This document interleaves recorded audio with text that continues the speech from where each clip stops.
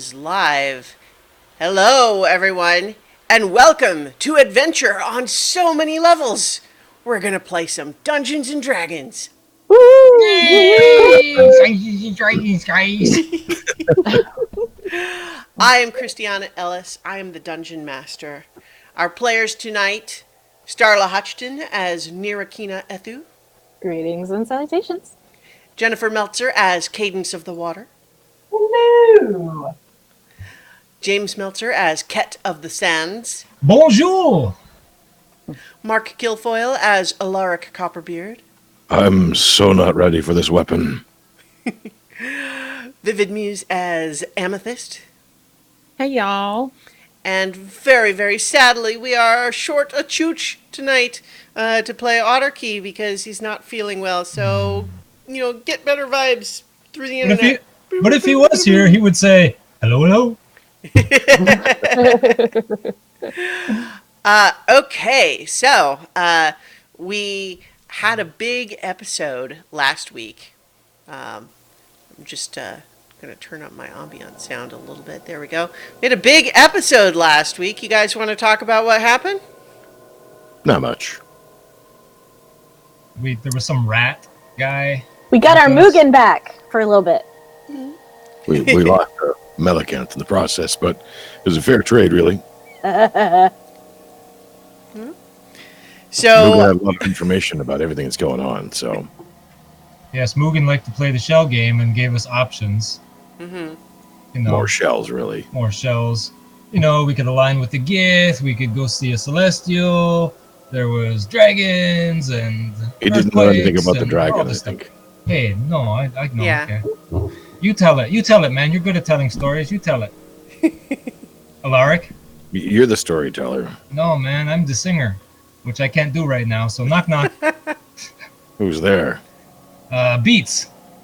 Beats who? Beats me. Haha.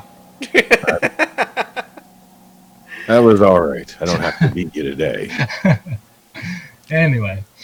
Yeah, so last week we were super fortunate to be able to have as a guest player, special guest, Jadzia Axelrod as Mugen the Magnificent, your former adventuring companion before Mugen was pulled away to serve the trickster goddess Huli Jing, but gave you some useful intel.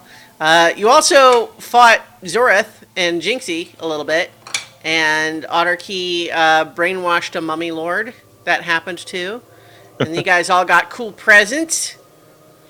But specifically, yeah, you were all left with knowledge that you, at least if you're listening to Mugen's opinion on the subject, you have to stop a celestial, or rather, a celestial is going to try to stop you from regrowing the tree. There's a demon lord trying to rot the tree from within, and the Githyanki, in their attempts to break through and seize the tree, might end up killing it. So they need to be dissuaded from that path as well. And so you were promised Melicanth's return upon Mugen's departure, but that didn't happen.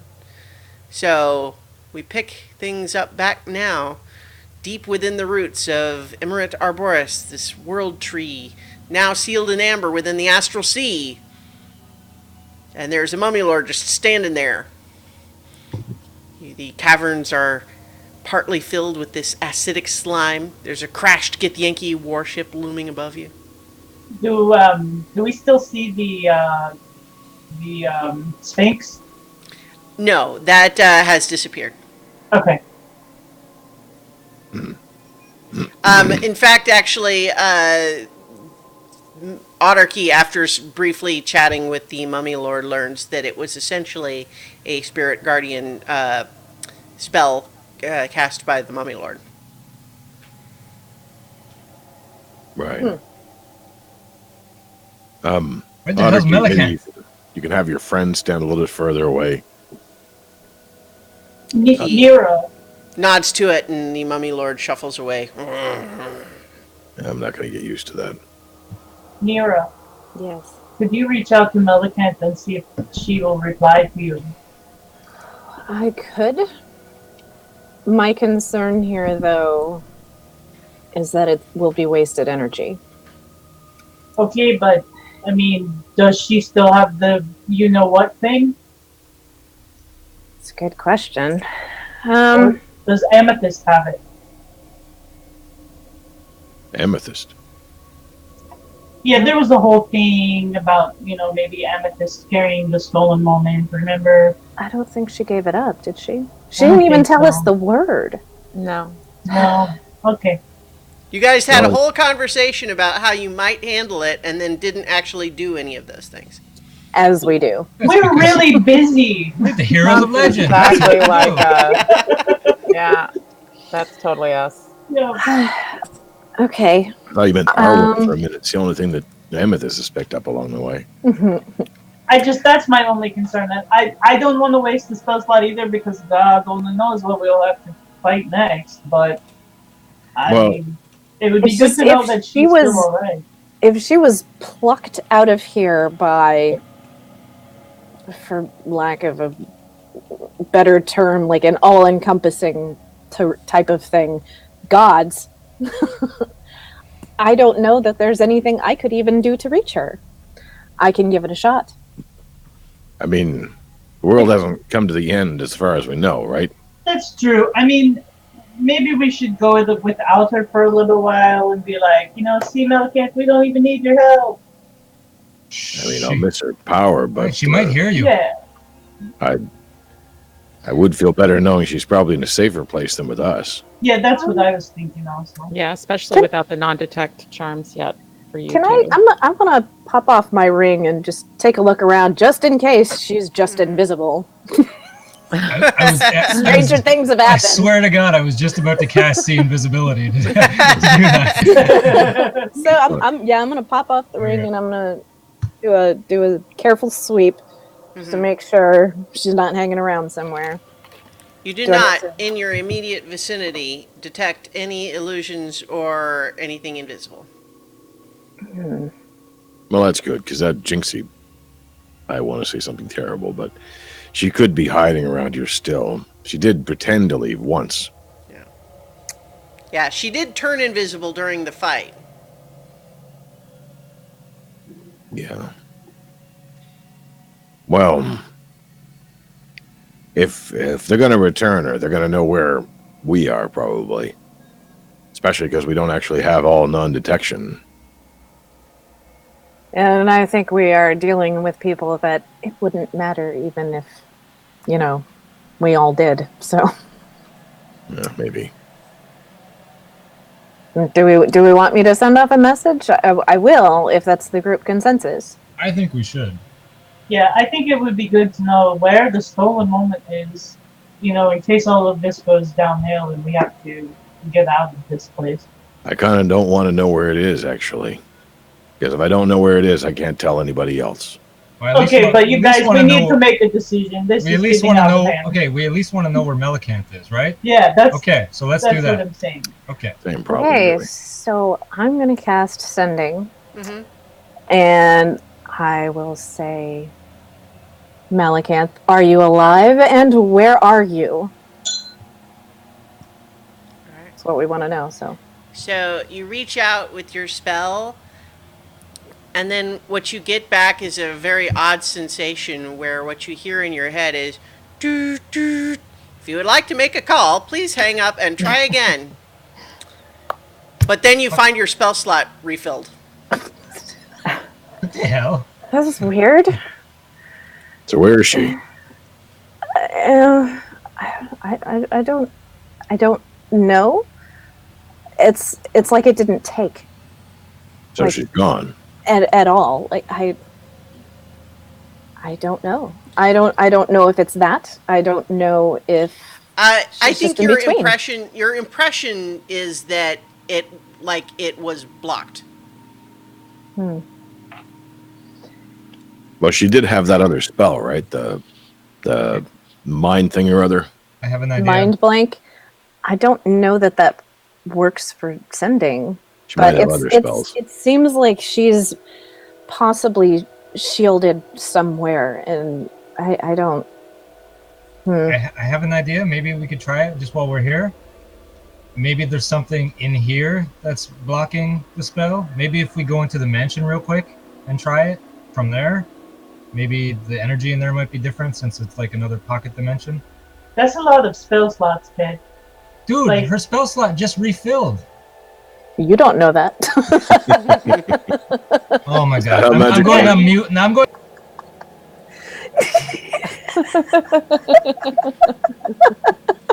Wow. That is really good, Ted. I like it when I can't hear you right now. He lost his voice too. Huh? I just don't want Nero to use the baller spell slots. That's all I'm saying. Like, we don't know what's gonna happen if we go and, like, I find a don't know. I don't celestial think or it'll make a whatever. difference. Okay, then that's fine. Let's. Well, she's probably not dead because why do you protect dead people? Exactly. Present company excluded. I just hope that it wasn't Zoref somehow. Yeah. Even if it He, was, And he seemed pretty frustrated, so I don't think so. Yeah. what's Yeah. it going to take to wipe that smile off his face? I stabbed him multiple times, didn't do a damn thing. Now, granted, I want to use this hammer, give that a try, but That was a neat or trick. axe, I should say.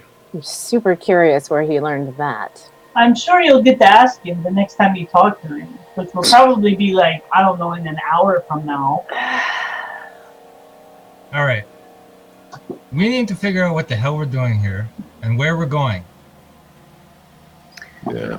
Because And then our ways are blocked, so we don't have too many options, right? Yeah. We just got to keep pressing on and On that note, I'm going to go ahead and switch us to the map view. I'd like to imagine that we spend 2 hours arguing about what we want to do. yeah. And then yeah. we come to the decision, well, I guess we'll just go talk to the Celestial, but only half of us want to do that, and the other half are like, no, let's go talk to the Get Yankee, but we decided to go to talk to the Celestial. Yeah, we could have a whole episode where you guys endlessly talk over your options without actually deciding. Yeah. I just like to imagine that that's what happened. Sure. Let's just start walking and But do a see clock where we wipe. get first. Well, let's just make sure the ship hasn't got anything useful on it, like the last one. Didn't we already check the ship? Or no, we didn't. No, because we it did was not. full. Yeah. Okay. Yeah. We were going to, and then, Yeah. yeah. I mean, maybe the ship has a way out. You never know. Like, it crashed right through the tree. It could go right outside. You go check it out. I'll watch you back out here. Speaking of that spell that he used, I think that's one that I actually have access to. That big glyph. I'm trying to remember which one it was. Make an Arcana check, I'll tell you. Okay. How much time has passed since the battle? Roughly. 2 minutes. Right now, it's only been a few minutes, unless you want it to have been longer. 15. I just get to roll the healing You rolls. believe that it was a symbol spell. I do have that one. Actually, Yeah. didn't we take an hour because we attuned to these things? Yes. So but that was I'm allowing that was kind of during your conversation with Mugen. Oh, okay. So Um, I guess it's been since an hour since the battle, but not since Mugen left. Okay. so could that count as a short rest so that some of us that got hit might recover some? Yes, I'll allow that. You can count that as a short rest. Okay, perfect. Oh, also, I think Alaric, you have the perioptic wound closure, so I think that will max out your hit dice if you use them. Also, Okay.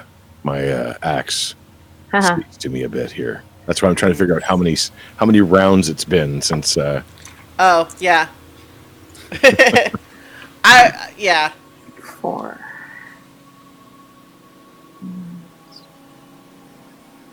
I think I'll just roll 20 dice. That should be enough. Yeah, I think.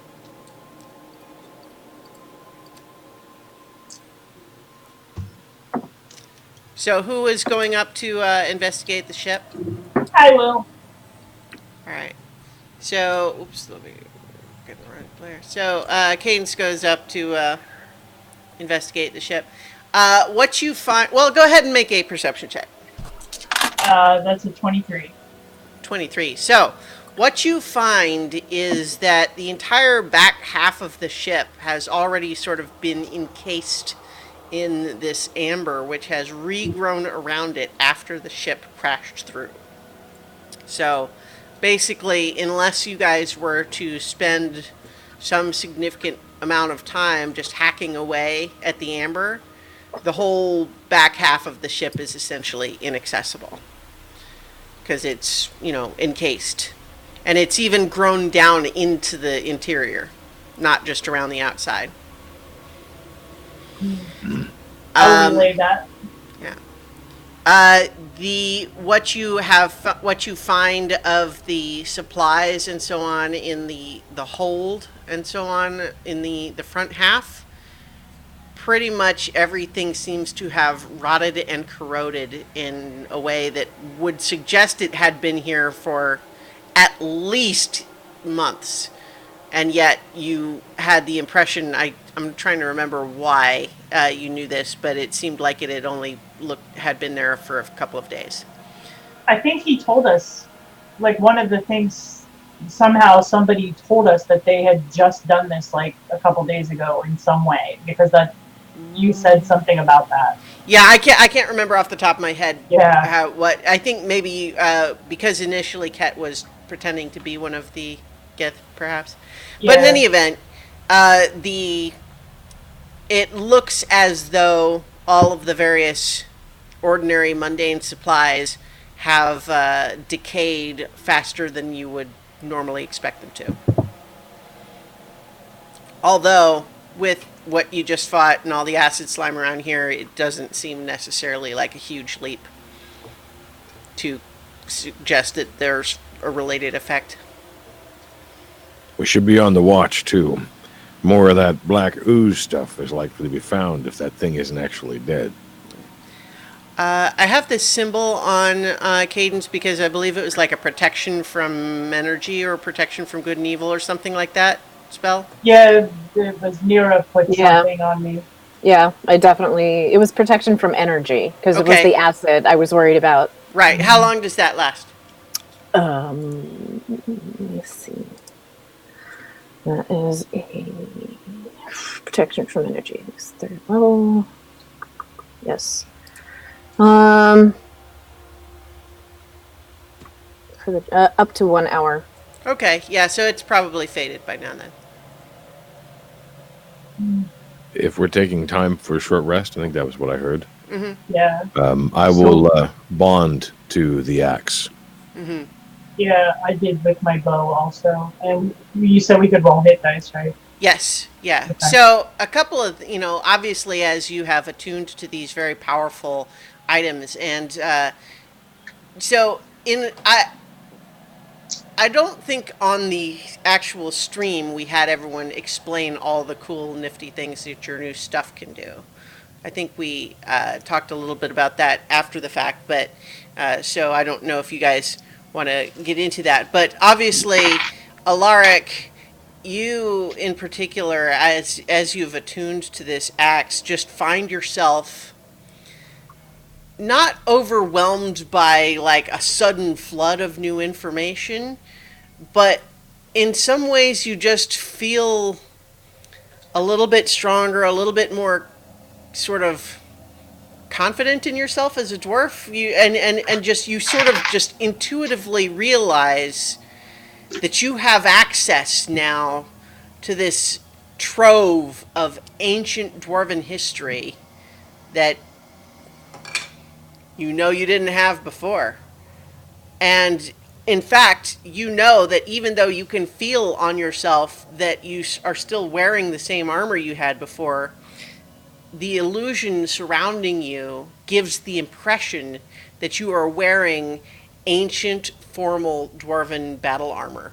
It's very impressive looking, but you can tell that it is only an illusion. And it is presumably the axe doing it. Also, Cadence, as you have attuned to your bow, you have found that it speaks to you. It says, "What then is your name?" Oh, wow, that's really cool. I'm Cadence. "I am the Seeker. What do you Nice. intend with me?" Well, I don't know. We sort of just met, but I'm not going to do anything evil with you if that's what you're worried about. I wasn't worried, but it does make me glad to hear. Together, I hope that we can seek out those who would harm the innocent and defend the weak by bringing justice to those who would do harm. Well, it's a good thing I found you because we're setting out to do a lot of justice right now. There's a lot of harm going on. Excellent. I am at your disposal. Well, thank you. It's nice to meet you. I hope that we have a good, nice, long relationship together. I as well. Who are you talking to, man? What? I wasn't talking to anyone. What are you talking about? All right, man. Just you and Nira just having your conversations with the ether. It's all good, man. I was practicing to be like Nira because she talks to herself a lot. Oh man, you don't want to be like Nira. You want to No. be like Cadence. No, you're right. I like being like myself. Yeah, man. Hey, Kit, Yeah, man. I just want to tell you, like, I think that you're awesome, okay? Oh. Cat doesn't know how to respond to that. He just kind of just kicks the ground. Thanks, man. You're welcome. And, like, you know, you prove yourself to me. I'm just saying. That's all I want to say. Thanks, baby. You're welcome. You know, y'all could have had a room earlier, but What? don't need a room What's to that? be I friends. got this nice harp. Oh my god, look at this thing. This is awesome. That is a really cool harp. It is really cool. I kind of like it. Does it talk to you and stuff? No, it's not cool like your thing. So I think obviously you know, James, that you've seen what it can do. I think because I checked, you have many musical instrument proficiencies, but not actually harp. So I think that would only come into play making performance checks. Yeah.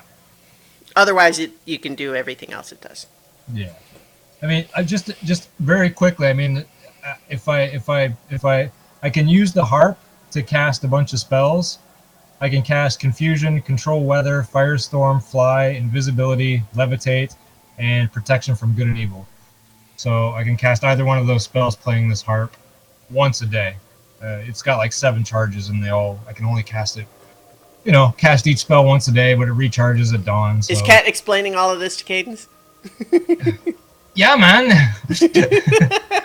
Yeah, man. I can fly, baby. I can fly. Wow, could you, like, if I wanted to fly too, like, could you take me with you? You damn right I can. You guys are having this conversation while you hover in the midair of the astral sea. Yeah. Yeah. We're kind of flying right now, Yeah. though. Yeah, man. It's gonna suck when we're not here and we can't fly anymore. Well, don't worry, man. I can make that happen. I'll take you to Neverland, baby. Don't worry. You can show me the world. I can show you the world. Don't worry. So, just as far as the lay of the land here, you guys are in this little alcove. Back this way is where you had the door for the magnificent mansion, which is still on there. This cavern was blocked off by what looks like a cave-in. So is this one up here. And so is this one down here. There is a little alcove this way that you have not explored yet. Do you guys want me to use my primeval awareness again? Yes, please. Everybody? sure. Okay. Be nice to know if anything's moved. Well, I mean, you could tell me kind of how to get to the Celestial, like where it kind of is. Hey, that's a good idea, man. Yeah. And maybe where that fiend is, just in case. Okay. So I will cast primeval awareness, Okay. and it's fays, fiends, elementals, aberrations, celestials, dragons, Mhm. and undead. So, as before, you get pretty much the same pings as before. The celestial is as we've got the map arranged right now, it would be essentially in the eastern direction. But bear in mind too that you're thinking three-dimensionally as you have these various tunnels going throughout the root structure of this tree. So the direction to go. At least on this map, it would be in the east of, to the extent of that this map shows, it would be that direction. There is one fiend in that same direction that is not as far away as the Celestial, but there is the more powerful fiendish energy is coming from another direction that would be essentially like deep below you, but again, far away. But the dragon, once again, is very close. Oh, that's so weird. The dragon, I can feel it, like it's like right there. We need to be really careful, you guys, because the last thing we need to run into right now is a dragon. I'm just saying. You get no argument from me. Do you have any idea what kind of dragon it is? Um, I don't I'm think not your primary. sure. I don't think your ability tells you that. I don't know, because like they're one of my favorite enemies. If I can do it, if there's a thing that I can do. I think the primeval awareness doesn't tell you, but No, I if you think looked it's for something other else. signs, you could potentially read those effectively. Yeah. Well, I say we let Cadence lead the way. Okay. So I will. You said that the only way out is the west. Is Well, like the only western way that tunnel. is not currently blocked by a cave-in is this path to the south here, but that is not the direction that you feel the Celestial in. Yeah. I wonder if we follow that, if there's a way that it will lead us back towards the east. Otherwise, Alaric, you're gonna have to use your awesome dwarvenness to kind of carve us a way through. I mean, I can certainly give it a try. This thing is a lot sharper than I'm used to. But I don't know if this stuff is stuff we can really carve through that quickly. Not fast enough, anyway. Had Yeah, I that's- taken that's- stone shape, that might be a possibility, but I did not take it What? so. What about you, Amethyst? Do you have like any kind of stone-shaped abilities? I don't know if I have anything active. Yeah, I didn't prepare for cave-ins. Sorry. Yeah. You didn't know that we were gonna be caved in. Nope. No, I don't have it armed. Okay.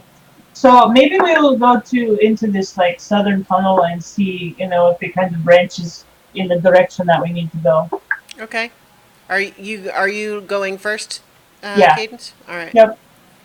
So Do you want me to cast Pass Without a Trace on us, everybody? Doesn't Amethyst have that with the staff for free? Yep. well, it's, There you go. I guess it is It's at will, hard. isn't it? Yeah. Yeah, it's at will. There's there's a number of charges, but yeah. I think we should do that. Boop. All right. You are passed So- without traced. That's a plus 10 to stealth, right? Yep. Yep. Plus 10. So I'm recommending that we move stealthily, and I'm keeping my eye out as we move. And also, I'm going to ask Mira to kind of keep an eye out for anything, because I know that her perception is pretty Mm-hmm. good too. Okay, so go ahead and everyone make your stealth checks. I'll keep an eye out and stay on the ceiling, too. Still Dirty 20. 30, 20. 35. That is just a 17 with the plus 10.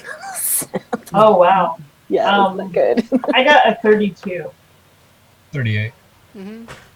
That's so pretty high scores as a group for sure. Yeah. Let's see. Yeah. So as you are entering this little tunnel, Cadence, please make a perception check. Perception. That is a 21. Actually, make a survival check as well. Ooh. 15. 15.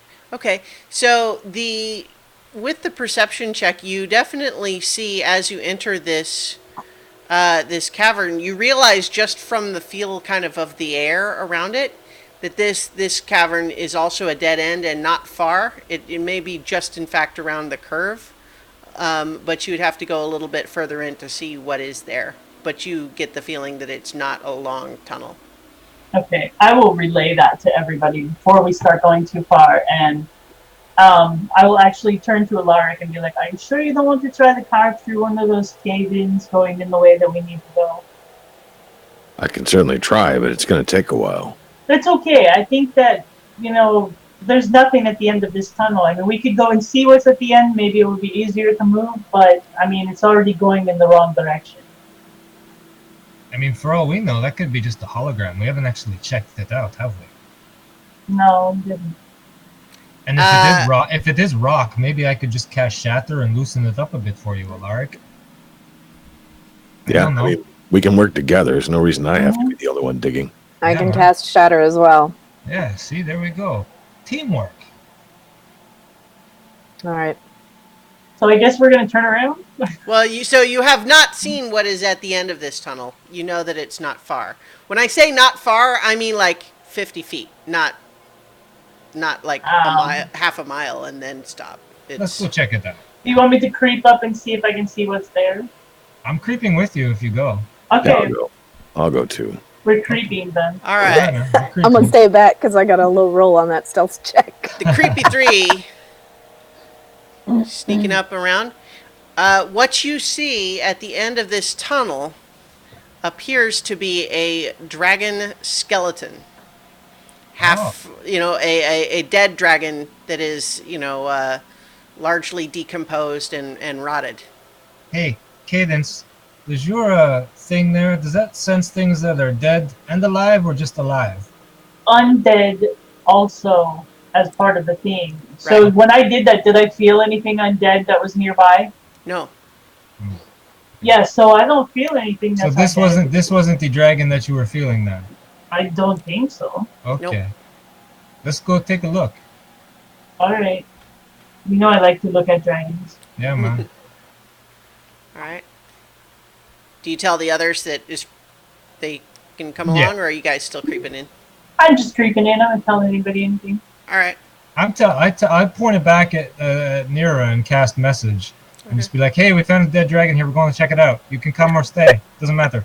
I'm good. Seen Okay. enough undead Okay. for one day. Okay, you stay Still there. one's hanging out here. Autarky and Got all the the Mummy skeletons I Lord, need. you can hang out with them. Are you going Amethyst or no? I think I'm going to go with them to keep the stealth up because I think All right. I have to stay within 30 feet, correct? Yeah. Yeah.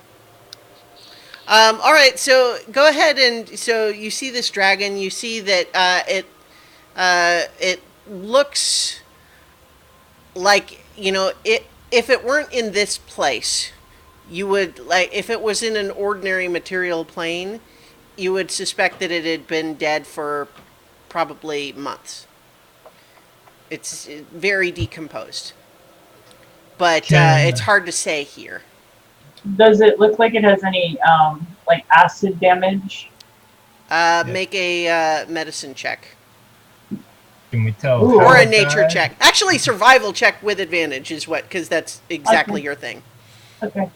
So 17 and an 8. So 20, not natural. All right. So you suspect that this was a red dragon of the type that you had previously seen. You fought one with the Githyanki when you took the airship. And it's about that same size, so you would expect that this is a young red dragon, or was, before it died. Now that you're kind of looking at it, you see that there were tracks leading into the end of this cave that looked like they were sort of dragging, like it was weak already as it crawled into the cave. Mm. And yes, you suspect that something has caused it to decompose more rapidly. But again, with all the oozes and acid and so on around, it seems likely that that's not unrelated. Does it seem like it would have been with the ship, with the Githyanki ship back there, that it might have been like their companion dragon? Right. You have no way to know for sure, but that certainly seems possible. Okay. Does it have anything like interesting? Anything else around it? No. Although, what's your passive perception? Actually, all four of you. Mine is 18. 18. 19. 14. Wow. 14. Okay. I always forget Alaric's perception is so high. Mhm. In any event, I think both Cadence and Alaric catch just a tiny glint of movement at the wall as you're looking at it, and you look up just in time to see a strange small dragon face that appears to have gemstones embedded in it, like the amethyst dragon, but these are the sort of yellow-orange color of the amber itself. And it's looking at you through the wall, and as it sees you see it, it ducks its head back through, and it's just the wall. Did you see that? Yeah, I did. Hey, it was little though. It was just little. Like maybe it was a baby. But it's moving through the amber or behind it. But did you see the gemstones it had? It was like that one that we saw, that new amethyst. Could that be the dragon you were sensing before? I think so. And that would explain why it was like going far away and coming back, because it's moving through the walls. Do you think it's dangerous? It's pretty small. I mean, small dragons tend to be pretty dangerous, but it was like really small, like a little baby. Yeah, you would guess that it would be of an age referred to as a wormling, but that doesn't necessarily mean like an infant, but it would be like a kid. Like it would still be dangerous, but I don't know. Maybe something happened to You think they're related? this dragon. No, Oh, okay. no, that one was like the one that we knew back at the place, the amethyst dragon. Except it was amber. You don't suppose they are related, though? That one back there, the amethyst, and this one? Well, I mean, anything is possible. Aren't all gem dragons related? Not all gem dragons. Anybody speak Draconic? I do. Talk to it, man.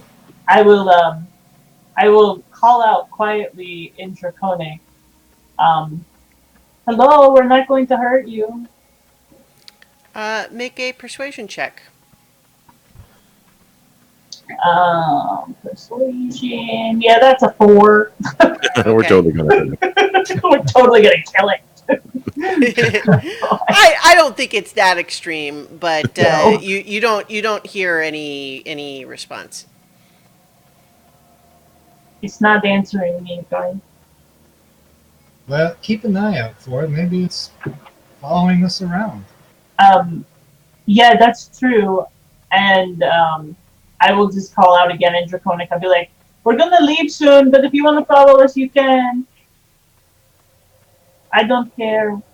We're not going to hurt you. As long as it doesn't hurt us. Yet. Yeah, that's possible, but I don't know. I will sense it. If it's with us, I will feel it. I love these dragons. Really? I do. You deal with a lot of dragons, or had you dealt with a lot of dragons? Oh, yeah.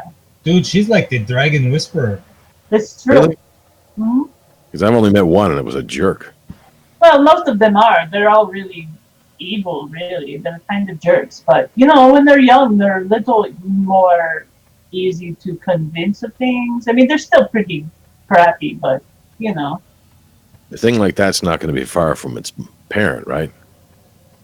I only felt like one dragon. But that doesn't mean it doesn't have a parent.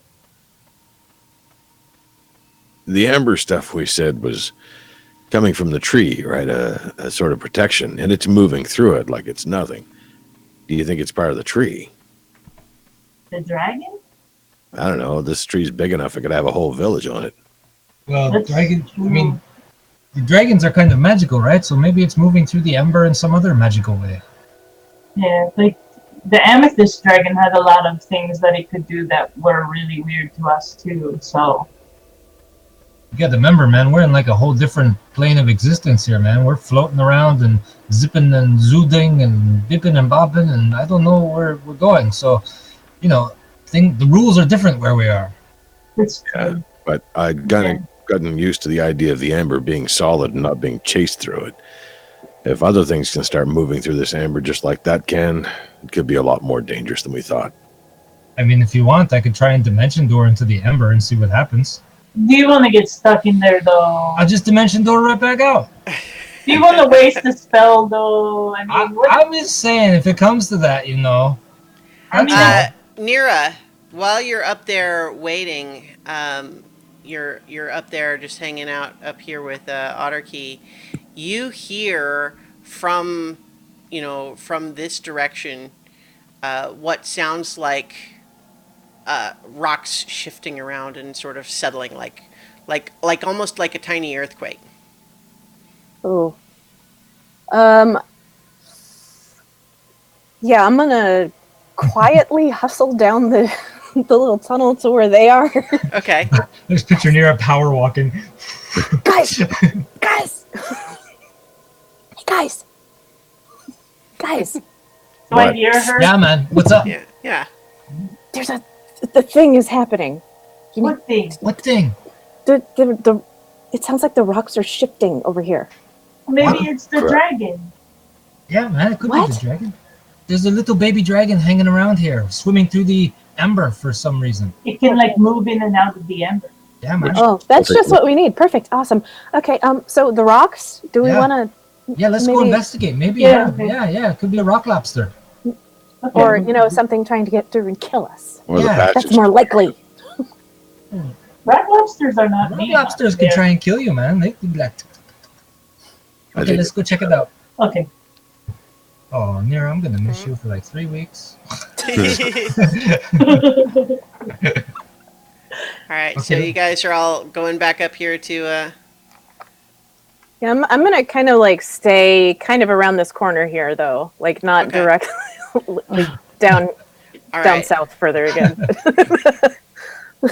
I'm not in a hurry to face off with whatever is on the other side. So this sort of vibration has continued, and what you see now that you've come up to look at it, and as it has continued, is that it seems like this collapsed sort of pile of stone and soil that has sort of been compressed inward to block the passage seems to develop sort of a dip in it.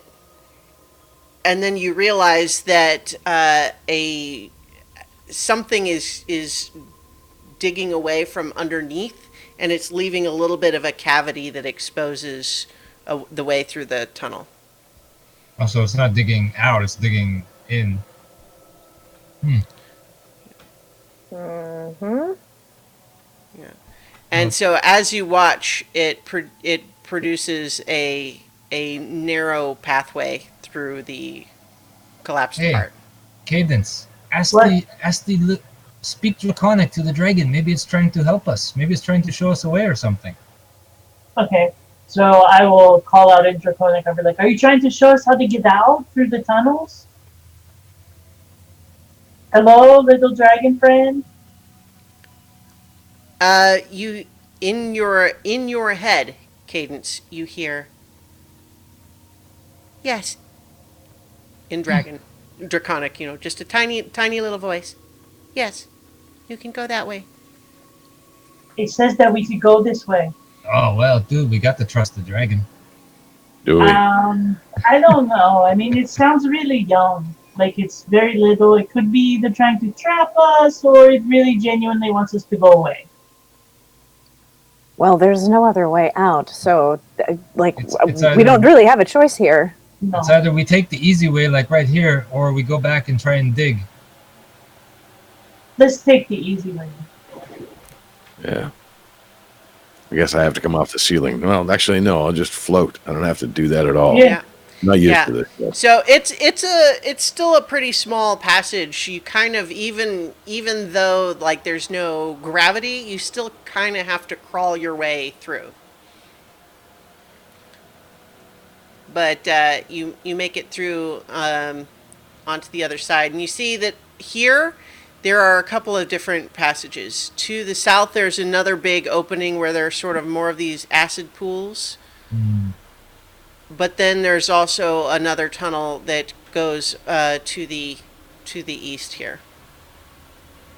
You need to go east. Yeah, we got to go east. I mean, if you go down there, there's like a big bubble lake of acid there. We can't even cross it. Well, well, yeah, there is a bit here, but I mean, you can just float We over could it. float over. Oh, okay, Yeah. Yeah. yeah. It Right. kind of, and in fact, it's actually because there's no gravity. It's really kind of like a ring adhering to the Mm, perimeter of the tunnel. okay. Ew. I mean, I think we should go east. Yeah, but that's where we need to go to find the Celestial. Then that's the way we go. Lead on, Cadence. Okay, and then I will just in Draconic, I'll be like, thanks, little dragon, wherever you are. No reply. That's okay. You don't care. All right.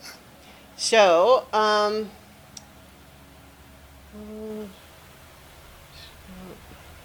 on. I have to look up some stats here. That's always a good sign. For our murder. Well, for what you see or what you don't. It doesn't necessarily mean it's a bad thing, right? I made you roll to see if you saw the dragon, and he seems nice, right? Maybe. Nice, right? Yeah. Okay. Okay. I think as you're making your way forward and you get to about here, Alaric, you said 19 is your passive perception? Yep. As you're making your way through, you spot, just for an instant, what looks like a tiny metal eye stalk sticking out from under the dirt. And it sort of twitches and then pulls back underneath. There's something here. Don't touch the dirt. Keep your eye out. And watch for eyes that have been kept out on stalks. sort Hey of. man, I'm keeping my eye out and I'm watching for eyes that are out. I'm using my eyes to look for more eyes. Okay, eyes for more eyes. Okay, so don't touch the dirt. So we'll stay hovering, I guess. Yeah. Okay, so everyone make perception checks. 26. Yeah, my passive Okay. perception now is 20. Oh, is it? Oh, okay. Yeah, So nice. yeah, Nero would have spotted that too then. 11. 27. You 11. guys and your high level characters. So yeah, so I think especially now that it's been pointed out, a couple of you will catch movement just out of the corner of your eye and briefly see one of these little things, and they seem to be sort of crawling around, beneath the soil as you are, passing through this area. But what you also notice is that ahead of you through this tunnel, you're starting to hear the sound of metal tools. Can I try and catch one of those eyeballs? Like when it pops up, can I try and grab it? Yeah. So let's see. Let's see. What? I guess it's a grapple check.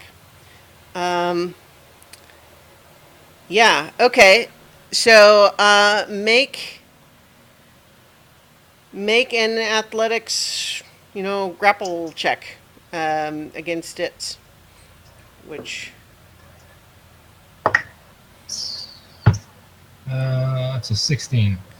Yeah, so you're hovering near the wall very quietly, stealthily, and then you see one of these little things and you sort of just float over. You're able to move pretty fast in this, and you just reach into the dirt and sort of grab this thing. Mhm. And as you sort of pull back, what you briefly see. Let's see if it's the easiest way to show you this thing. Show you on the camera. Okay. What you brief? Whoop. No, Nope. not the stat block. Not the Thank stat you. block. No. Yeah. There we go. What you see is a little clockwork sort of snake-like thing Oh. with little spiky metal feet Oh, damn. and Spiky little looking. eye stalks that seem like they can extend out Oh, like okay. that. And so you grab one and make a dexterity saving throw. Dexterity saving throw. Okay. I'm waiting for it to say it's the law. I got proficiency in that. Oh my god, I got a natural 1. A natural one. Yep. Okay. But, I mean, plus my dexterity is like it'd be +9, but still a natural 1. So So you take 15 lightning damage as this thing zaps you and then wriggles out of your hand and then digs back Yeah. under the ground. I'm just like, yay! Let it go. Oh, jeez. Did Don't it? touch- Your tail has its Thing? fur all on end. Yeah. Hey All man, pooped don't out. touch the eye things, okay? Wow, what are you doing? Why are you trying to catch them things? We don't want to catch them. Dude, it was like mechanical. Oh, It was like made with like machines, and there were doodads and whir balls on it, and this is not natural. Something built these things. that's weird. So I did it for the good of the group. Now we have more information. As I'm Good job. licking my hair. Maybe So- there's some That gnomes smells around terrible. Yeah. Yeah, I do smell kind of bad. It's been a while since I've had the shower. Sorry. I meant the burning cat hair, but you know. Yeah. So as you guys make your way a little bit further forward, you definitely hear that these tools are coming from creatures that you have seen before. Some of you, you recall the creatures from the plane of Mechanus that you encountered down beneath the mines, building a strange device. But now they seem to be all working. Some of them with little mining picks. Some of them with what look like hedge clippers. And then a couple of the spherical ones seem to be doing the work. And then here and there's a couple of these ones that sort of look like two boxes that seem to be kind of supervising and directing them. Mostly they don't seem very busy, but they're just kind of doing, like, walking around. You do see one of the spherical ones walk up to a spot directed by the boxy one, where you see a tiny, tiny little sprig of, like, a plant shoot, and it walks up with the shears and just goes shoop. Hey man, these things are trying to kill the tree. Yeah, Maybe we're maybe close to the celestial. Maybe they could get a clipping for us, though. The, Like the we could celestial is much further away. You're not close to the celestial. Maybe Where's- they're. What about that fiend you sensed that was closer than the celestial? Do you know where that is? There's the other way. I thought that was east. So there was a Like very south. powerful fiend the other way. Oh, In okay. this direction, there was another fiend somewhat closer, but Right. it was still a little ways away from here. Okay. I say we leave these guys alone for now. Because we don't want to get swarmed. I know what that's like. It's not fun. But there's nowhere else to go. We got to go like right through them. They Well, but might we don't have to disturb them. Oh, they're not. They won't attack unless provoked, kind of thing. I don't know. I've never seen these things before. These are Well, weird. so the last time we encountered these things was they were busy building this pyramid. Okay. And their thing was don't touch the pyramid, leave the pyramid alone. And, well, you know, we are who we are, and we Touch had to the go up the pyramid. Of Yeah. course, yeah. I Well, get it. there was a fissure up there, so we had to.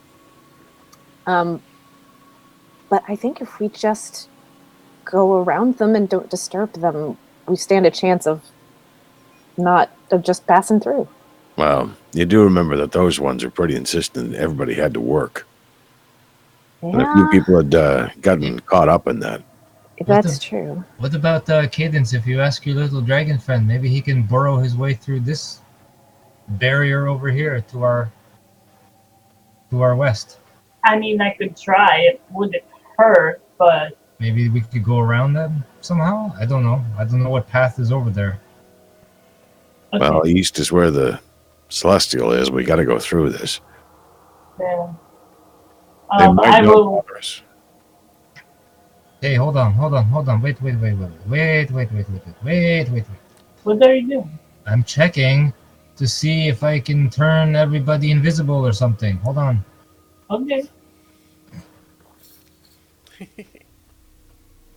Where is it? See, okay, here we go. Invisibility. Let me see.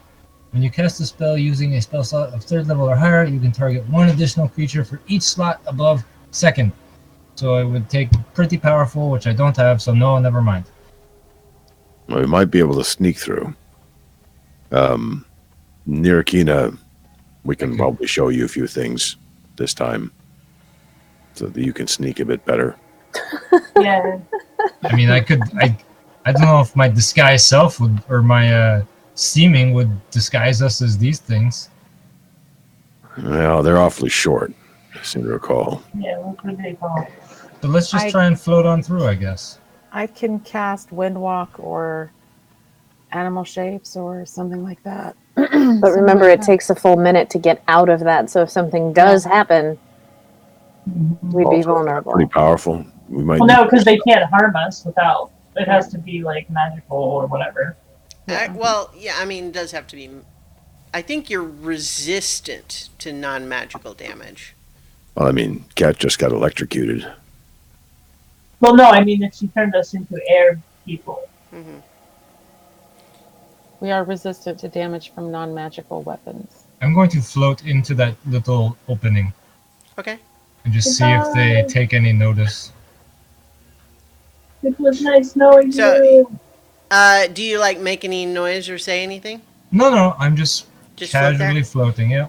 They don't seem to pay you any attention at all. They probably know we're here, given that we were spotted by their eye stalk things. I bet if we don't bother them, they won't bother us. That's what I think too. I float one more square in, diagonally. Mhm. Yeah. That good? Nope. I motion One to of the. them, one of them is kind of trundling around, and it actually kind of walks right up to you, and then stops for just a second, and then walks like a little circle around you to keep going in the straight line that it was trying to do before. So Okay. it just basically walks around because you're in its way, but otherwise it ignores you. I motion to the others, like holding my finger up like this and just motioning them forward. We can at least find out what they're up to and how many of them there are. I I don't float think one I more did. square. I float one more square to the right. Is that really important though? We got to get to this. So you're seeing the larger area of this room a bit more as you move into it. I'm There gonna is- start. Yeah, I'm going for it. Yeah, me too. Yeah. All right. So you guys are moving. So which Moving way through. which way do we want to go? I want to go to the east, and then I want to move like a few squares to the east, not hitting anybody, Hmm. and then north up that tunnel that way. Okay. So I will tell you that as long as you're doing what you're doing, nothing Okay. is going to change right now. You Okay. know, as long as you're not disturbing them, Yep. staying out of their way, Yep. they just go about their business as though you're not even there. Perfect. And so what you see up here is that there's just a whole bunch of them.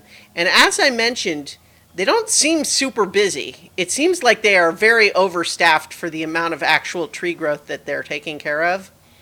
But they're on top of it. And every so often you'll hear one of them like snip the shears, or one of them digging through the ground a little bit. But mostly they're all kind of just walking around looking for growth Okay. and not actually finding very much. Are they at all similar to the build of, say, like the Marut or the Caretaker? But yeah, make an Arcana check. Okay. 20, not natural. You think that there is definitely a commonality in the design. My guess, guys, is that these were put here by those people that tore apart the caretaker. Left it in the garden. Mm-hmm. Amethyst. Crowd control. Amethyst. I don't know anything about plants really, but if this growth is popping up, it means first of all the entire tree isn't dead; it still wants to live. But would any of these clippings be useful to you? If I overhear that, I'd just be like we could regrow the tree, like your friend said. They do seem to be collecting everything that they snip and putting it in a common spot. Do I see any little growth bits around where we are? No, I mean, there's so many of these things that are constantly just walking up and down looking for stuff that, like, there There's really nothing isn't any visible. existing growth that hasn't been attended Okay. to. What you see is that there's every time a new little bit shows up, they just take care of it, like, right away. Okay. Well, I mean, if we could get a piece of it, I would know better. I can't really. Right. So if you kind of approach the little pile where they've put, and there's not a lot of it, it's just a little bit, and it seems like it's just kind of very small little twigs or bits of a leaf or something like that, little shoots. But as you approach that, one of these little boxy ones does sort of look at you as you approach and just kind of watch as you're coming up close. Ted, what if you did invisible and you like went in there invisibly and took a piece? I mean, I could try. Like walk up invisible and see if it notices you. I And could if it doesn't, take one anyway. I have yeah, an invisible hand. that's true. Is it Yeah. paying attention to Amethyst? Yeah, I mean, so let's just kind of, yeah, so we'll say that Amethyst went up. We'll say that we've got the little pile of stuff is just like right there. And so as she approaches it, it was sort of standing and watching over the little pile, and it's looking at her as it comes close. It doesn't like really move towards her or seem to change its demeanor, but it is paying attention. I mean, would you say, Lark, you got mage hand? Yeah. I mean, try that, see what happens. If not, I'll go invisible. So I will cast Mage Hand. Okay. And your mage hand is invisible, correct? I'm trying to check on that. I I don't remember. think as if it's the rogue feature. It's not though. It's the fighter. Okay, the Eldritch Knight one. Yeah. So I don't think that one is invisible then. No. Okay, so the little spectral hand of your mage hand appears, and as it reaches down for the thing, the Modron does look at it, and as the mage hand starts to try to lift it away, the duodrone just goes to like reach and like again very non-aggressively, but just like, oh, the part's moving away, I need to put it back, and it goes to try to take it out of the hand and put it back. Okay. Are you like competing with it, or do you let it do that? I'm going to let it do that for the moment. Okay. Yeah, so as you lift up the little twig, this boxy Modron just basically gently takes it away from the hand and puts it back on the pile. What if I'm we put it in a bag of holding? I'm not going to bother. If we take one of these things, it's going to be a problem. I think, Amethyst, you kind of have the feeling that these little shoots, once severed, are not going to tell you much anyway. And I'll relay that to them. maybe we can find one that's still living at some point. Yeah, I think we should just continue on our current course and. But leave these I- things to their business. But it's a great sign that there is Yeah. still growth. Yeah, It's definitely. heartening.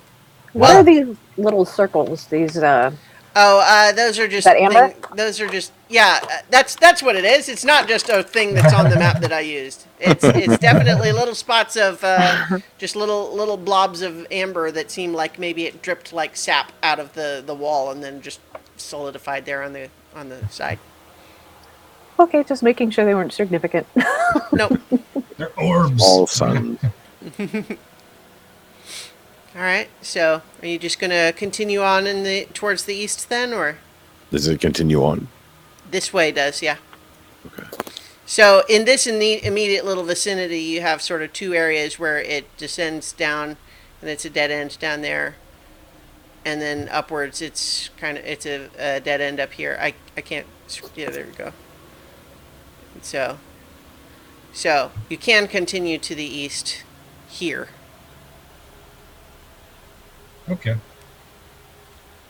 So we keep going east.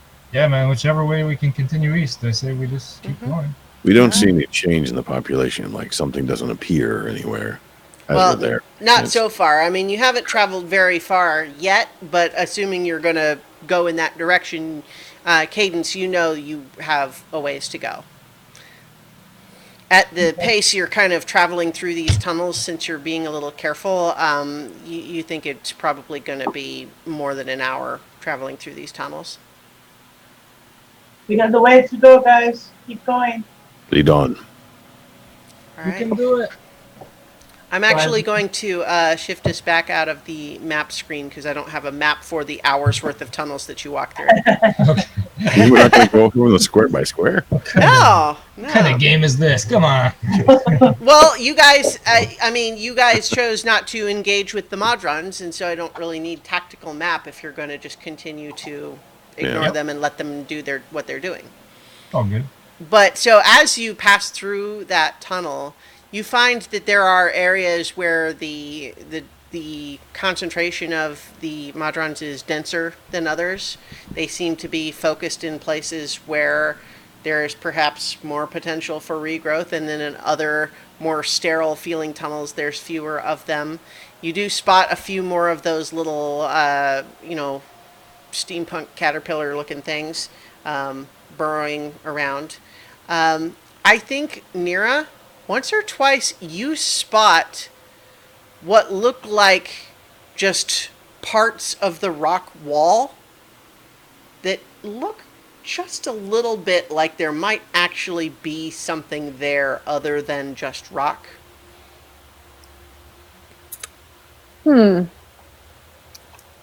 I'm gonna take out my ring again. I want to check Okay. it out just in Alright. case before I go touching.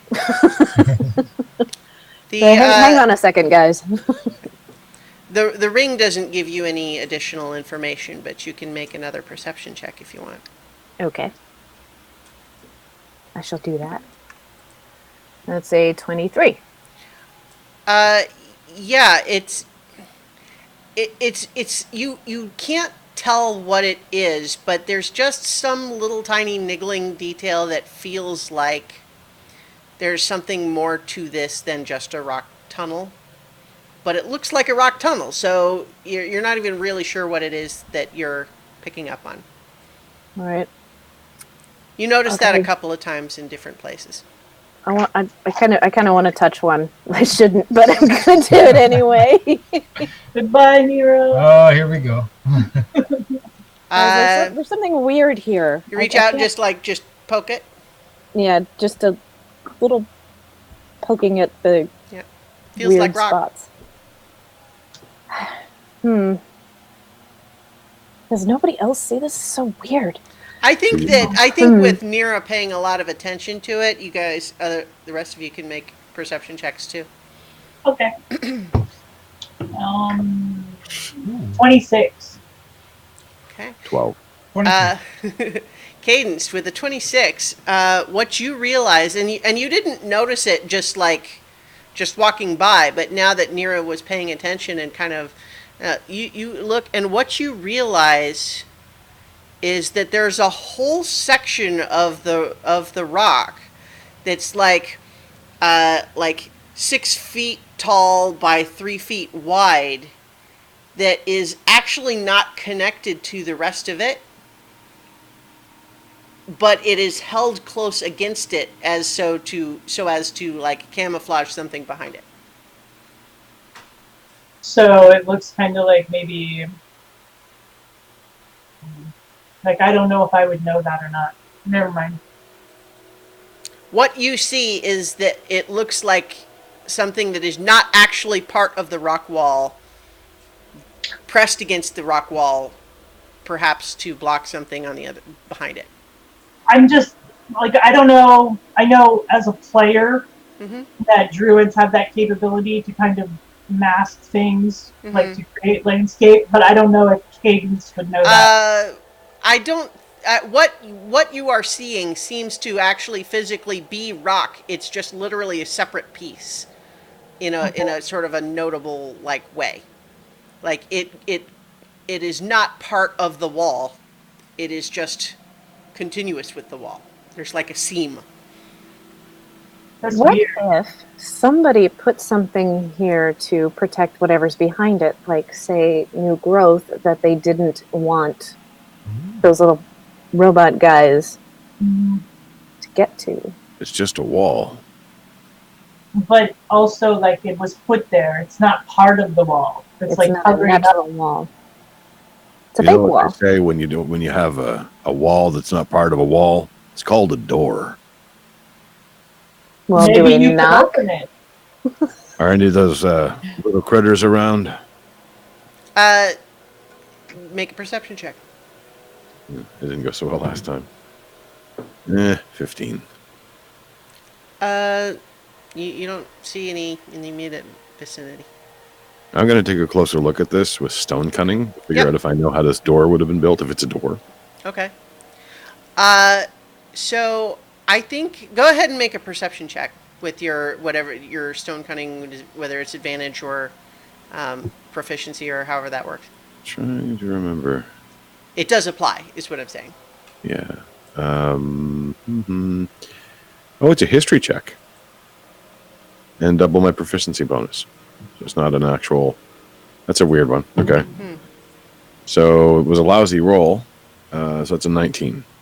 Okay.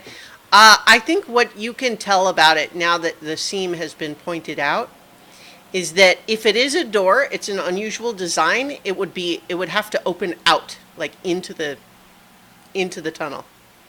Yeah, there's no hinges or bending points. There's nothing to grab here. It's all about an exit, actually. As if something is going to come out. Can anybody tell if it was made with magic? Oh.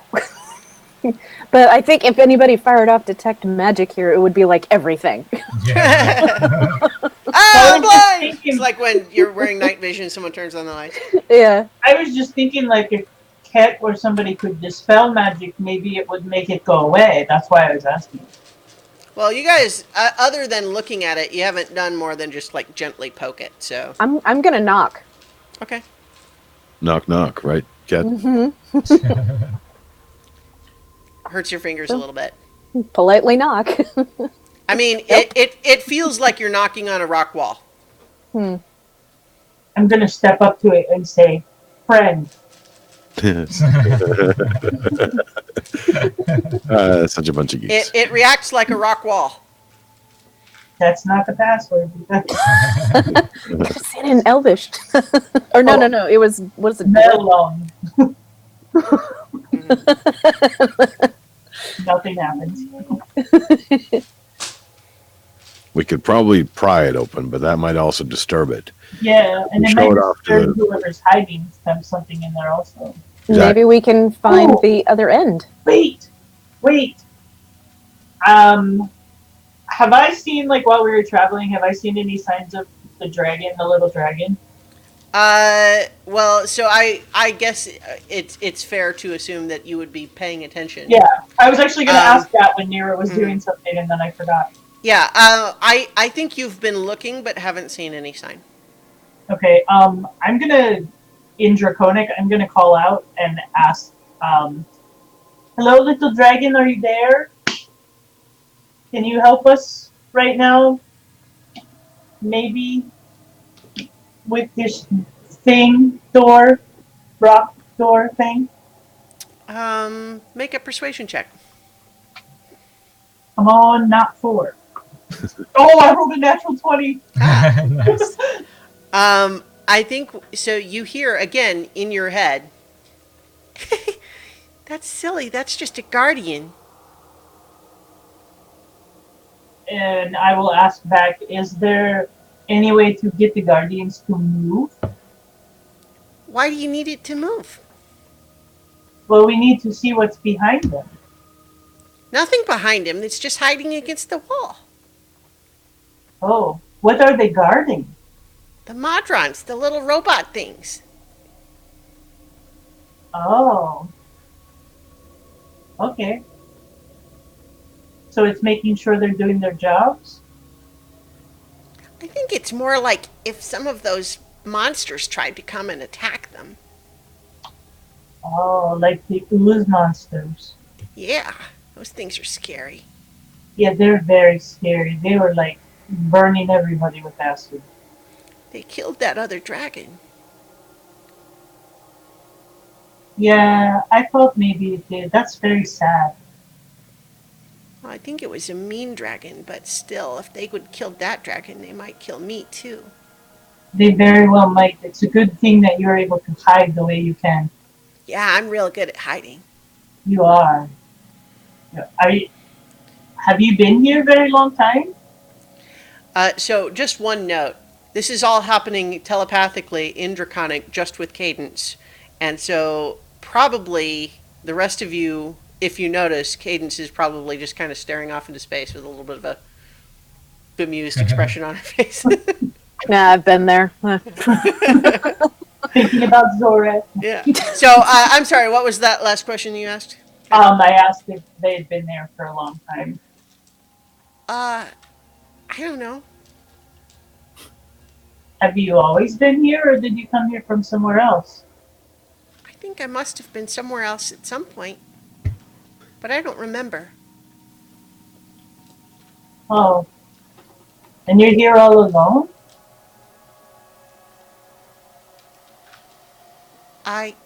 I guess so. I've seen dragons like you before. You have? Yes. Where? In another plane. What's a plane? Well, you know how we are in a place right now that is inside a tree? Yeah. There are lots of places outside the tree that you could go to. And we came from one of those places to try to help this tree. Are those places scary? Some of them, but there are a lot of them that are really beautiful and nice. Is that where the monsters came from? The nice places? No. I don't know where the monsters came from. But outside the tree. I think so. I think that someone brought them to the tree. What about the green people? Do I know who it means? Probably the Githyanki. Yeah, they probably did bring some monsters to this tree. They're trying to fix it, but I don't know. Have you seen a lot of the green people? They're all around outside. Yeah, they're trying to break through. Yeah, they're scary too. Yeah, I don't like the things they brought. They make me feel bad when they look at me. What kind of things did they bring that make you feel bad? Do you know? They're big. They have big claws and one big eye. And when they look at me, it makes me feel sick inside. Does that sound like something I might know? Make an arcana, maybe history, or nature. Make a nature check. Nature? Yeah. Oh, that is a 17. You're not sure. There's lots Yeah. of different like monsters that have weird effects from their vision. It's hard to say. Yeah. That sounds pretty scary, though. I bet if you stay safe, though, and you keep hiding the way you do that, you will be okay. Okay, I'm good at hiding. Yeah, you stay safe and don't come out unless you have to. But you can stay with us. Like, you can hide and stay with us. Are you going to see the angel? That is where we are going, yes. I like the angel. Is she nice? She's very kind. But sad. Yeah. Well, I hope that we can meet with her and have a nice conversation. I hope so. Okay, well, you stay where you're safe, and if you want to follow us, you can, okay? Okay. Alright. Hey, so those things on the wall, they're guardians. They're not doors. Guardian. Guardians. What are they Yeah. guarding? They're watching those little creatures out there to make sure they don't get eaten by monsters. Maybe we ought to move off from these guys and like Let them do their job. threat. More like that Yeah. Marut thing. Yeah. Right. I think that they're just watching to make sure that they can, do their jobs without getting eaten. There are a lot of monsters in here, you guys. Hmm. Like Not a lot. A lot. Like other kinds of monsters. Yeah, apparently, like, the gift brought a lot of stuff in here, and there's... Well, we saw those things that are floating outside that they were, those big worm creature things that they were using to attack the tree. Yeah, there are some, like, weird monsters with eyes that make you feel creepy. Oh no! I don't know what they are. I never heard of them. So, Why does it I mean? think we should just be careful. Okay, man. I mean, general rule, pretty good. Keep careful. But the angel, I guess, is really nice. Hmm. Well, we'll see about that. Yeah, might not be so nice when it hears what we have to say, but Well, Although, maybe we should just be careful how we say it. I mean, if we go in there like mouths ablazing, then yeah, it probably won't like what we have to say. But if we go in there and we are nice and my mouth has never blazed. Well, there was that one time. There was some chicken wings or something. But aside from that, Oh, my mouth is blazed, baby. yeah, I can that's believe what that. I'm saying. Like, a lot of times mouths shoot off before we really think about things. I'm just saying, like, maybe we should be careful. And I mean, if all else fails, I'll just tell her a knock-knock joke. Okay. That's definitely a last resort. Absolutely. yeah, she might kill us then. Or Okay. maybe just you. Anyway, shall we? Yeah. Yes. So, Nier's mouth just blazed. So, so you set off down the tunnel, and here and there you do spot again those sort of telltale slight discontinuities on the rock wall that lead you to believe it's more of those sort of guardians of what, other than their ability to camouflage themselves against a rock wall. You don't really know much else about them. But you do spot similar, places again. But you're making your way through, and after traveling through these tunnels for a little while, with it getting a little monotonous, just making your way through, you're realizing it. You don't know how broad their area is, but the number you have just in the tunnels that you've passed through seen easily 300 Modrons. There's countless. You don't know like how vast their domain must be within the root structure of the tree, but there certainly seem to be. They're plentiful. But as you make your way through these tunnels, you do actually, at a certain point, reach a place where the tunnel has breached a worked stone wall. And the wall has been sort of worked away where the rubble, like a hole has been made in the wall leading into a room, and the rubble has been cleared away as though it's been, open and maintained for some time. But through there is now a room and a corridor instead of just a tunnel. What style of rock wall is it?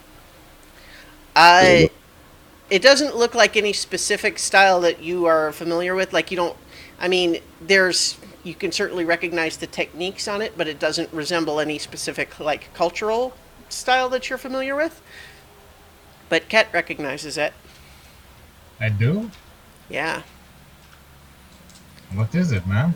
It's the typical type of basement construction from the city that you grew up in. Oh shit, you guys!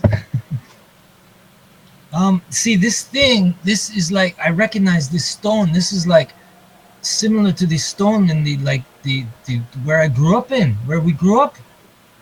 Cadence, don't you recognize it? No. Oh my god, man. This is like Emirate. This is like the city. This is like the basement. This is like the thing. This is home, man. This is stone from home. Well, Yeah. for that matter, your city was around the base of the tree, Yeah. and it was all lifted out. This is not from home. This may be the city. This could be home, man. Never even thought of that. I'm gonna lick the True. stone. Vanished. I didn't think to it. Tastes dusty. Just like I remember. I'm gonna taste it as well. Okay. Still dusty. Huh. Tastes old. Well built. I mean, the rest of your city's around here somewhere. It's got to be. Maybe Would the rest you- of your people. Would you know landmarks if we got out of the basement? Oh yeah, for sure, man. Mhm. Yeah, definitely. If the whole thing was drawn into the astral plane, say around the same time, well, the people you know wouldn't have aged. They could still be here. That's true. Yeah, they could be encased in ember. Guess there's really only one way to find out. Let's go. So this room that you have emerged in looks like it may have once been a storage room of some kind, but there is currently nothing in it. As is the corridor leading immediately from it, but at the end of a short hallway there is a set of stairs going upward that, you don't need to climb the stairs per se, but it is a path leading up to the next level. I'm going up, Yeah. baby. So you make your way up there, and you realize now that you are inside again you don't recognize the specific building, but it is of a type that is, and design that is very familiar. But I think what catches your eye immediately when you get up there is that this room is furnished with a table and chair that look, they look like they're ancient wooden, but they're each coated with kind of a sheen of amber. But sitting in the chair with its feet up on the table and arms around behind its head is a Madron, one of the spherical ones with one eye, but it's just sitting in the chair, leaning back, feet up on the table, looking at you guys and just saying, "Oi, so what's your deal then, eh?" They don't often say very much. Who are you then? "Well, I asked you first, didn't I?" So, He's from here. He knows this place. I'm pointing at Ket. Really? Yeah, man. This, yeah. Yeah. Really, man. This used to be my home. Huh. That is interesting. Custos will want to hear all about that, I'm sure. Wait, who will? Well, the angel. Surely that's why you're here, right? Yeah, you got it, dude. So, what's your business with Custos then, huh? We need to talk to the angel about the tree. Yeah? Yeah. What about the tree? Well, we just wanted. We're just very curious. Yeah, We're researching. we're trying to understand like what's happening to it, how it got like this. Make a deception check.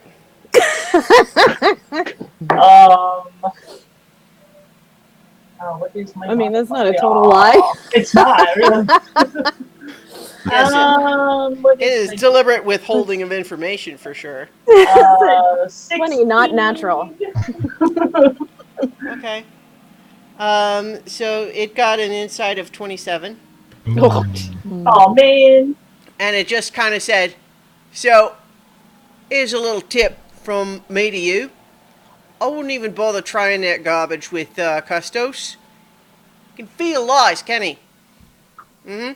He'll know right off. Yeah, but like good tip. Thank you. How long Yeah. has the hey man? How long has the custard been here?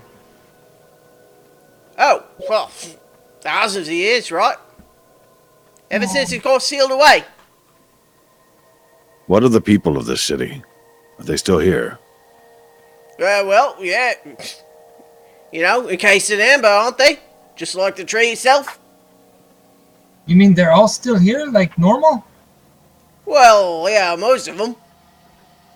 Cadence, man, we were encased in the not the ember, but we were like petrified, kind of, right? yeah. I did wonder why you did not seem to be thousands of years old. Yeah, But that's the nature of this place. I thought maybe you were here. Yeah. man.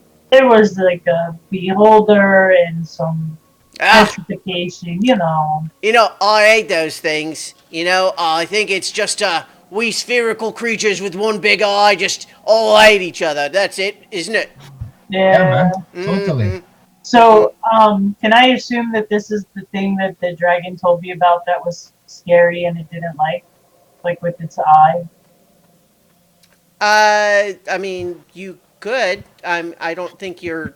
I don't really have a lot of information, but what I like, I mean, it was talking about multiples of those things with outside, so is what it was saying. But Yeah. draw your own conclusion. yeah, okay. So who are you then, friend? Well, you can call me Crux. So, like, do we have to make an appointment? Oh no. See, Costos not kept all that busy these days, eh? Gets a little cooped up and frustrated, you ask me. Not that he'd ever complain about it. So what's he been doing all this time? Oh, well, supervising. Just garden as you like. Making Yeah. sure no one comes along to try to regrow the tree. Took a sacred vow, he did. What do you know Yeah. about that vow? Well, I know lots. To the right, Asker. My name is Alaric. Yeah.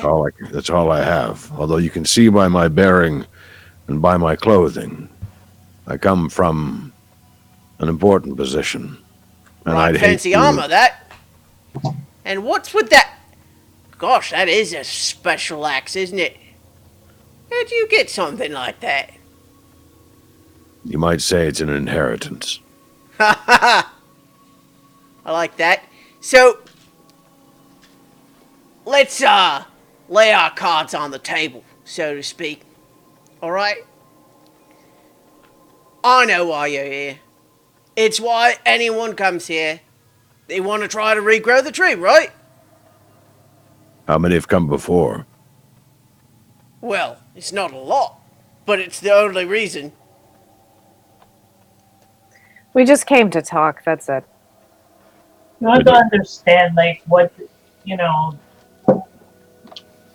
what's going on and why the oath is so strong, and, you know, we need to talk to it. There's a lot happening that, Well, I think you guys will find that Custo's Vigil is right friendly company right up until you broach the subject of letting the tree regrow, at which point he will not find you so friendly anymore.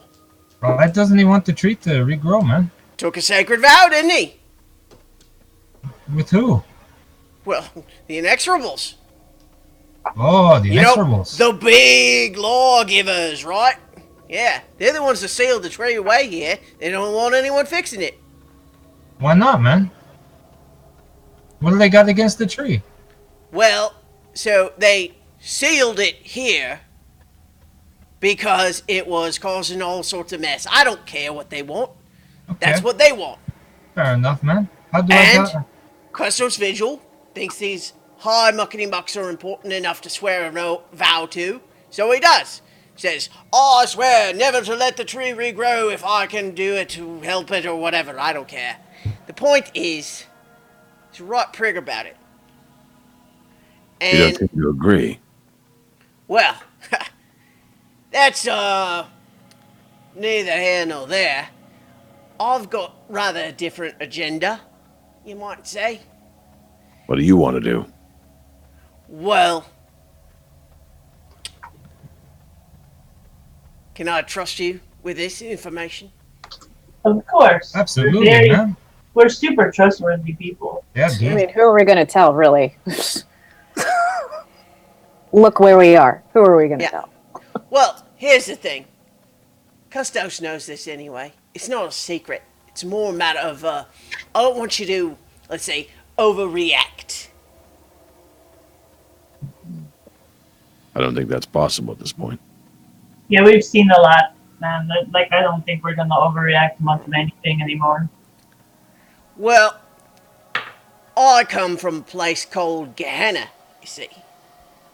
And I'm, I like making a sport of finding people who are really uptight and making them less uptight, you might say. And so, you want Custo's Vigil to let you regrow the tree. But he swore a sacred vow, right? Can't let you regrow the tree. You could fight him over it. He'd probably kill you. It's fine. Whatever. But what I'd be more interested in is you persuading him that this sacred vow is all a waste of time. Just give up on it. Like, That's yeah. kind of like what we were thinking, because we have this friend. Did Archie come with us? He's right there, yeah. Okay. I think So he's we being have kind of this- quiet. Yeah. We have this friend, right? And he also swore a sacred vow, and I mean, just look at him. Oh, yeah. And I think at this point he gets out from behind the desk and he kind of like floats around and like he's like the little wings on this thing are like it's like such a half-assed effort to even look like it's the wings doing anything. But it kind of floats around and it looks Archie up and down and says, "Ah, yeah, see? Now that's the trick. Do it just like that." Mm-hmm. Yeah. You convince Custos this oath stupid. Waste of time. He's wasted thousands of years here that he could be off doing something more exciting, but no, he's overlooking a bunch of little robots doing pointless gardening for thousands of years, and it was all stupid, a waste of time. Convince him of that. Let your tree regrow. Win-win, right? Hey, I got an idea. Does Custos, does he like secrets? Secrets? What? Yeah. Like what? Does he like knowing things that other people don't know? Well, I don't know. I mean, I don't think he cares much about that. He's not the Okay. type to keep secrets. Oh, wears his heart on his sleeve, he does. Okay, Oh, you know, no, never mind. man. So, how is it that you're not part of the workforce downstairs? Ah, well, you know, it's a disguise, isn't it? You know, The thing is, Custos is not stupid. He knows what I am. He knows what I want. But see, here's the trick. As long as I do what he tells me, as long as I don't interfere with his holy mission, he doesn't touch me. So I get to be here, whispering in his ear, while he thinks, well, as long as Crux does what I say and does not interfere with my mission, I have no cause to attack him. But instead, I get to be here just, whispering in his ear, like, just saying, kind of a raw deal for you, isn't it? Being stuck here all this time. But see, the thing is, I haven't been making much headway. But you. You maybe can make a crack. You remind me of somebody that we know. Oh, really? I think these guys would agree that we like you a little bit better, but But what are you then? You're not a Modron then. doesn't our new friend here remind you of Jinxie a little bit? Well, that's who I thought it was, to be honest with you. That is a bit of a problem. Jinxie. Mm. You I know do like someone that by that name. name. I don't know who you mean. She is fiendishly clever. Aha! Well, I think that the resemblance then is probably apt. So you don't know anybody named Jinxie then? Doesn't ring a bell. Well, that is just the name that she. Now, bear in mind, I have been here for hundreds of years trying to take down a powerful celestial, corrupt him as you like. It's been a tireless effort, lots of time, lots of energy invested. Honestly, it's not been going well. So But boy, if you could help me take this guy down, I would be a legend in Gehenna. there's like a fiend like hanging around here. Does it ever come here and bother Custos? What? No, there's like a big fiend like wandering around. Oh, like the Demon Lord, you mean? Yeah. Oh, well, not really. See, the thing is, Custos' job is don't let the tree regrow. Doesn't really say anything either way about letting someone else kill it. So technically, Custos can't abandon his post, can he? To go fight a Demon Lord. Demon Lord doesn't want to tangle with Custos if it doesn't have to, so works on the roots elsewhere.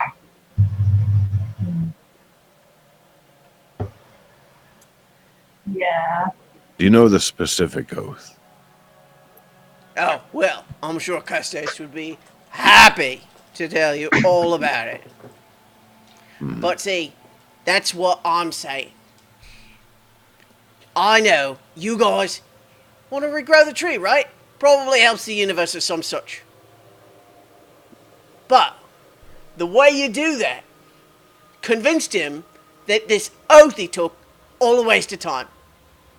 Trust me, I've been working on him for years. He's so close I can feel it. So if we don't mention anything about wanting to regrow the tree, we're fine. If we try and convince him that the oath he took is meaningless, then we're okay. But if we bring up trying to regrow the tree, then then he gets a little testy, right? Well, it's just that he took the oath. He takes it very seriously. If he thinks that Okay. you guys are here going to try to regrow the tree against his will, that's where he gets all fighty. Right. But Well, if you're I just think we talking, you're goat. Yeah. I think we should maybe start with approaching it as looking for advice. Well, About the tree, yeah. Well, not even about the tree. Not even about the tree. Just the general Philosophy. stuff of what's going on. You guys Yeah. know. Yeah. oh yeah, loves that stuff he does. So what else has come close so far? You said you were close to this, but not yet succeeding. Well, you see, the thing is, Custos, he's not a watchman. He's a soldier. He's meant to be out there fighting the forces of evil, right? Got a big old great sword, slaying longbow. He doesn't want to be here watching robots use ship shears Like, that's not what he likes. He has been stuck here, knowing that the battle between good and evil being fought elsewhere, while he's stuck here, regrowing a tree. Cause why? Why? And then, wait a minute. And he points to Amethyst. Don't I know you?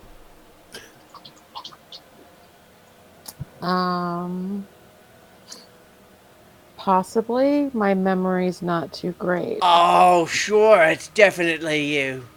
Yeah. Okay, well, I don't need to say anymore. You go up there, you do what you're gonna do. That'll help a lot. What does that mean? Do you think that he will recognize Amethyst? Oh, I think so. Is that a good thing or a bad thing? Well, it's a thing that will get Custos Vigil all worked up in his emotions, like.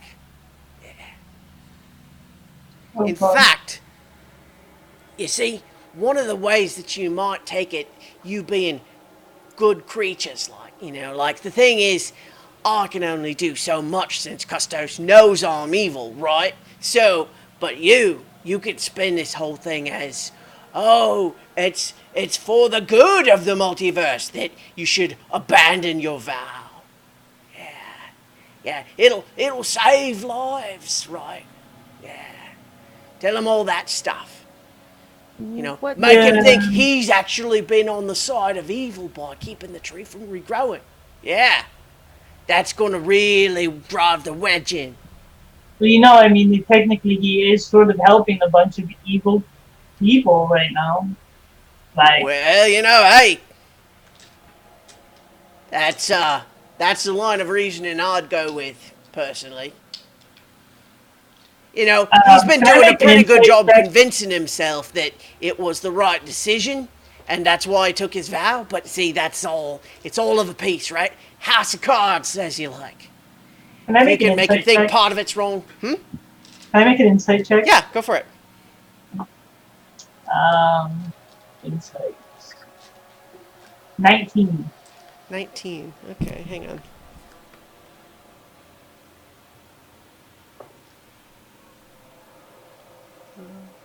Yeah, so they're being relatively straightforward in that what they care about is forcing Custos to abandon his vow. That's what they want to see happen. They don't care about any of the rest of it. Okay. They are trying to corrupt a Celestial. That's what they want. Okay. But they're not even really hiding it.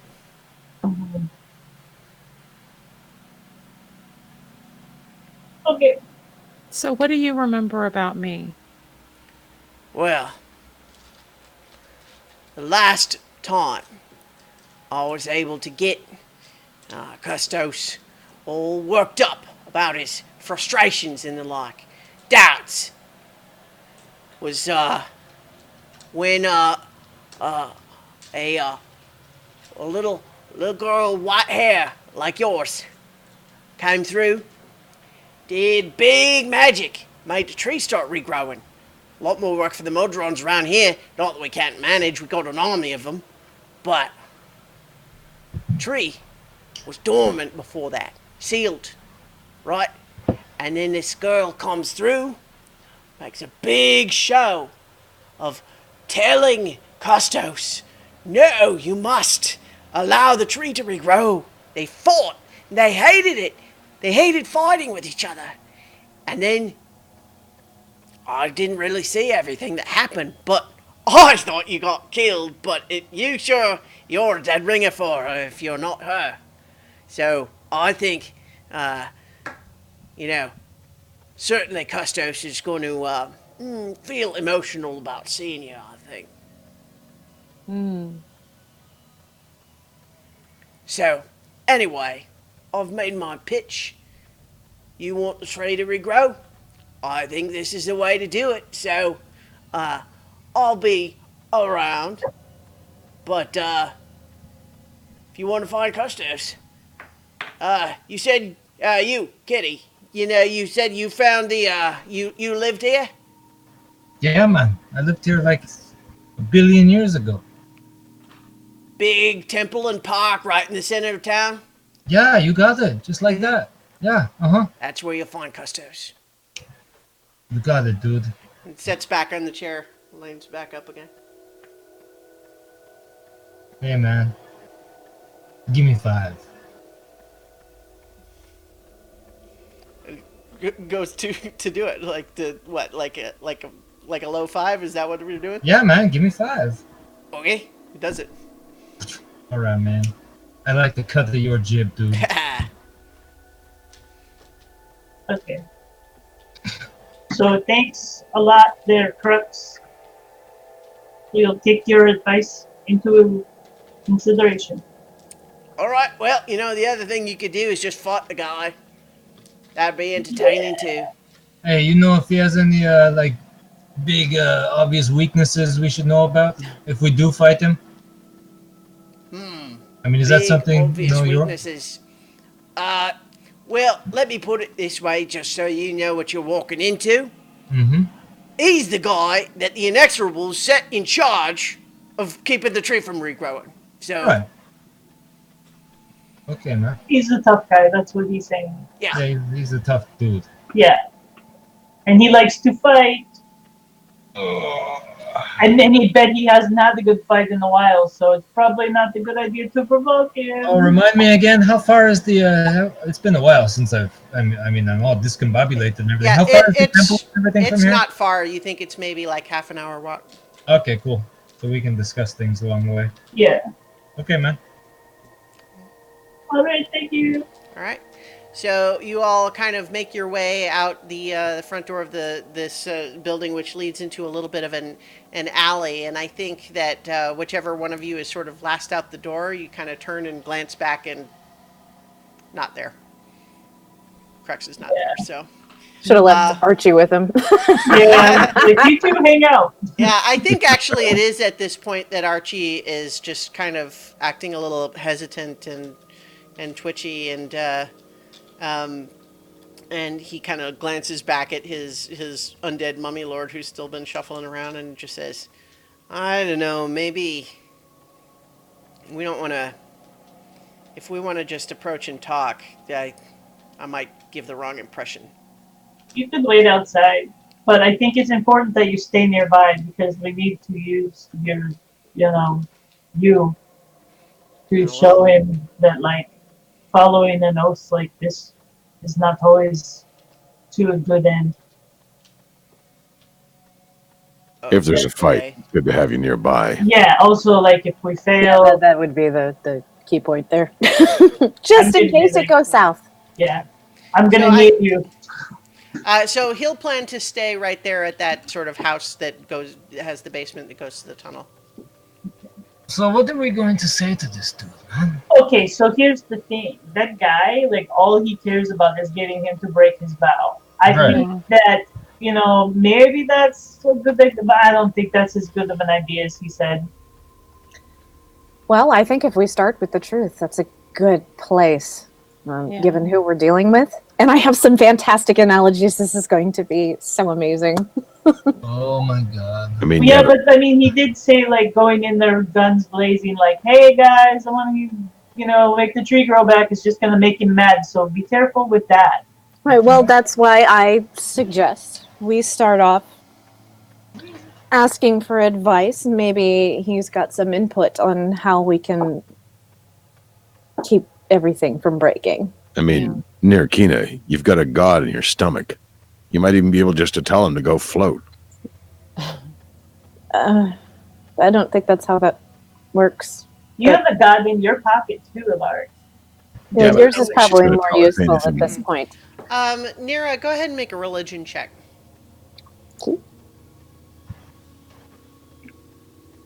28. So I think what you know is that Rushama, although an incredibly powerful spirit, is inherently a spirit of the prime material plane, which does not necessarily have dominion over other planes. And so although a powerful celestial would likely respect Rushama, would not necessarily feel any need to obey Rushama. Right. And there's just a little bit of him left. So, like I said, Hey, don't judge it by the I don't. size. If you've met a dwarf, you know that for a truth. That is very true. It isn't that he has no power, just not so much here. Still, he might have perspective. You might ask him at least. Well, I suppose I could. You don't do that thing anymore. Before you went to sleep all the time, you used to sit and talk a bit. Well, when it lives in your head, it's not really quite so necessary anymore. But have you actually spoken to the mountain since? Yes and no. We got a minute. It's a touchy subject for me, okay. I'm going to go wander off, find myself a little quiet corner. So before we get to that, I think as you guys emerge sort of from this alley into what is apparently one of the main sort of streets of this city, suddenly there's this vista laid out up around you. It is largely hollowed out area. There's an incredible hollow cavity around the tree within the larger shell of this mountain of amber. And amber tinted light dimly shines in through the side, and you see the city laid out. And Ket, it's just as you remembered it, except everything coated with this amber. And at first your eye is just so overwhelmed by this city vista and the tree, the enormous tree looming above you, that it takes a moment before you realize that there are people, too. Stationary people, frozen, also coated in amber.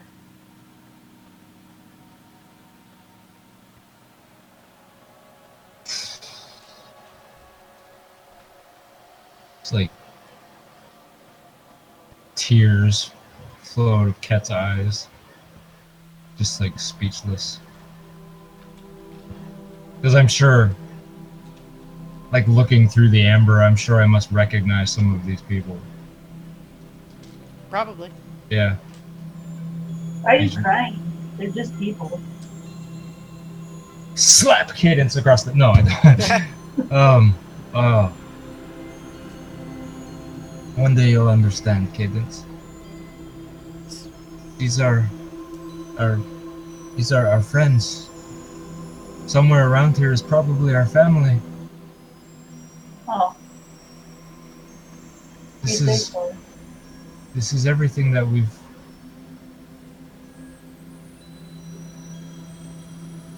Not the homecoming you imagined, I guess. No.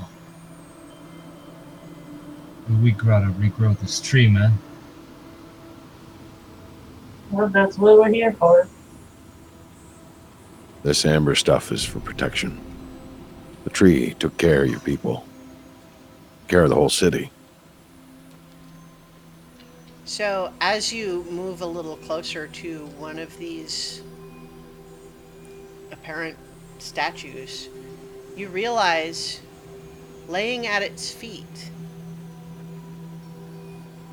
there is a small frame with a tiny little painting of a pond sitting by it.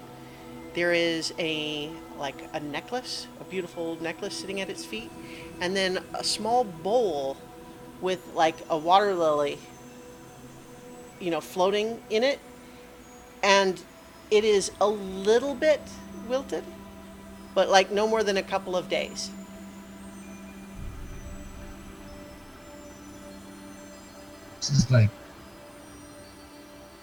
This is fresh. This is.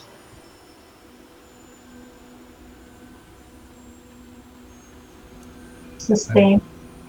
I don't even know, man. It could be that our angel has been keeping vigil not just of the tree, but these people too. Potentially another... I know I shouldn't say this, and I shouldn't think this, and I know this is sensitive for you, Ket. But it's potentially another chink in the armor to poke at. Yeah, I mean, he's letting these people just, I mean, this is evil, like what he's doing to these people. Don't worry, Ted, we'll get your friends back. Your friends too, Cadence. I don't know any of these people. You will. So, I didn't mean to cut off Nira, but she can certainly go off and find a moment. Well, this wasn't I didn't plan to do this, but thanks, Mark. Okay, so I'm going to find a place that is relatively free of people trapped in amber, because that's kind of creepy. And I will, I guess, have a seat and take a few deep breaths and look inside. This is going to sound super cheesy. Okay. Reach for the little voice inside that I know is there and is always with me, always watching, but is always very, very quiet.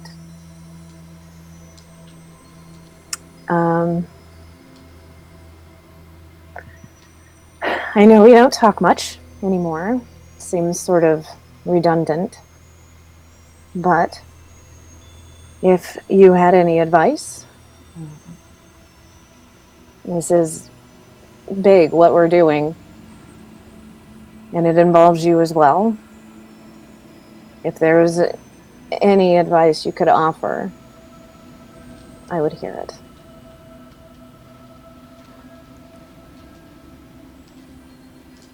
You don't hear a voice, but you do start to perceive a vision in your mind. And it shows a set of scales. And it's a beautiful, polished gold, exquisite, molding and filigree, and it's a beautiful make. And on one side, it shows just sort of a flashing that occasionally gives you images of, like, you remember reading, scriptures of behavior Rushama expects, and you just see flashes not of specific verses, but just the kind of the idea of guidelines, law, rules for good behavior. On the other side of the scales, you see again, it's just abstract flashes, but you see people being kind, helping a stranger, giving food to the hungry, and all of these things. And as you look and realize that in an abstract way, you see that this set of scales is labeled with Custos Vigil. And what you have this sense of is the lawful side, the good side, are in balance within Custos Vigil. And you realize if you were to take the law away, the scales would tumble.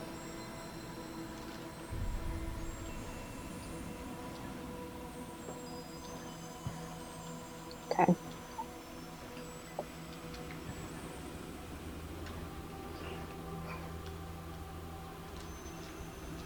I think I understand.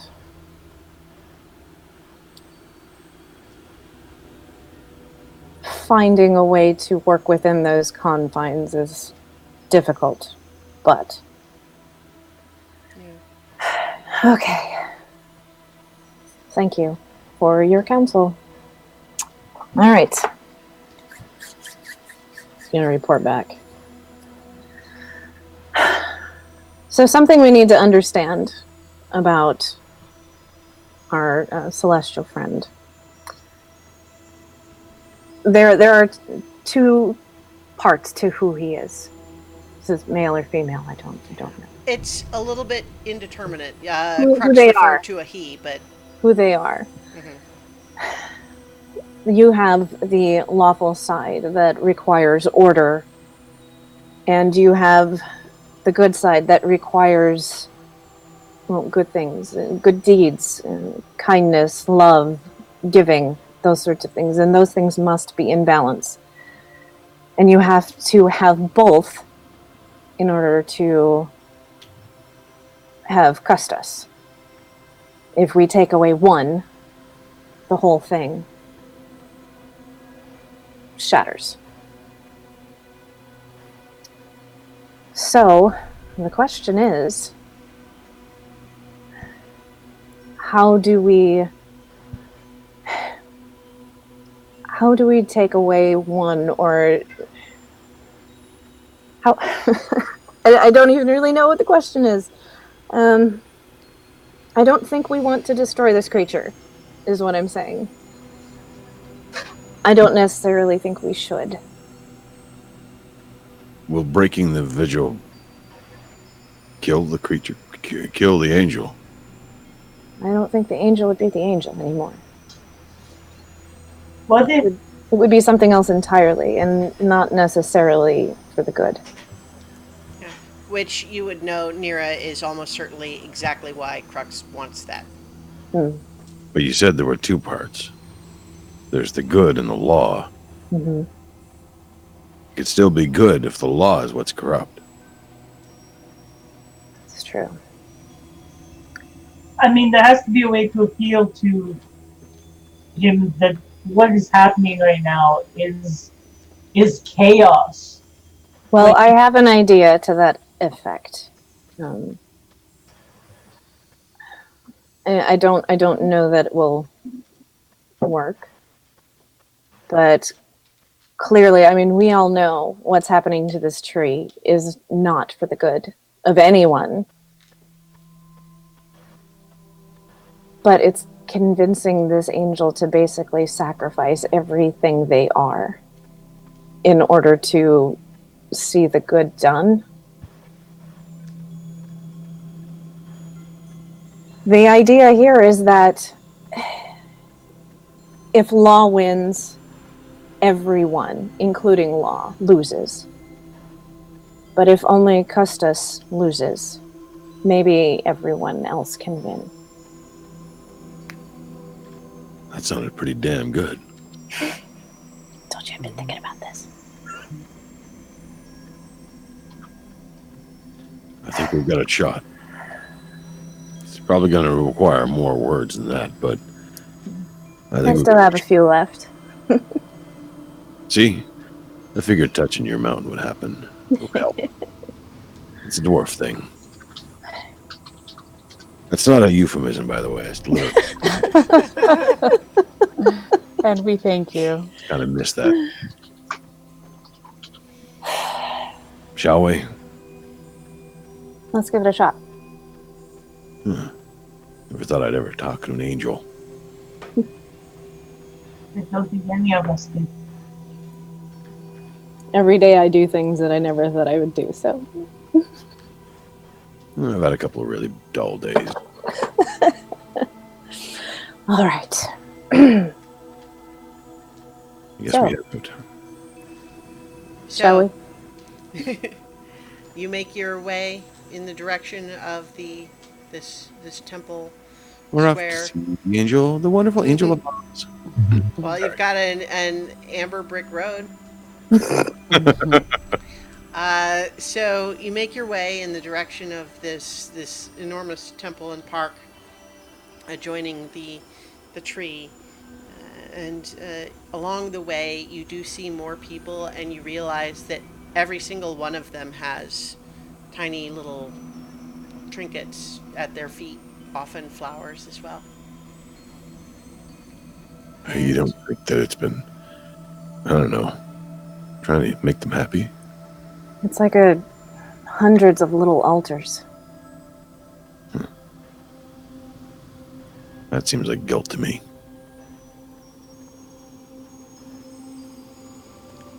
So, I get angrier as we move. mm, Like the tears in my eyes turn from like sad tears to like almost like rage tears. Cadence, maybe if you held his hand, you would feel better. Now is not the time for such things, Oh man. my god. He needs a friend. He needs someone who is there for him.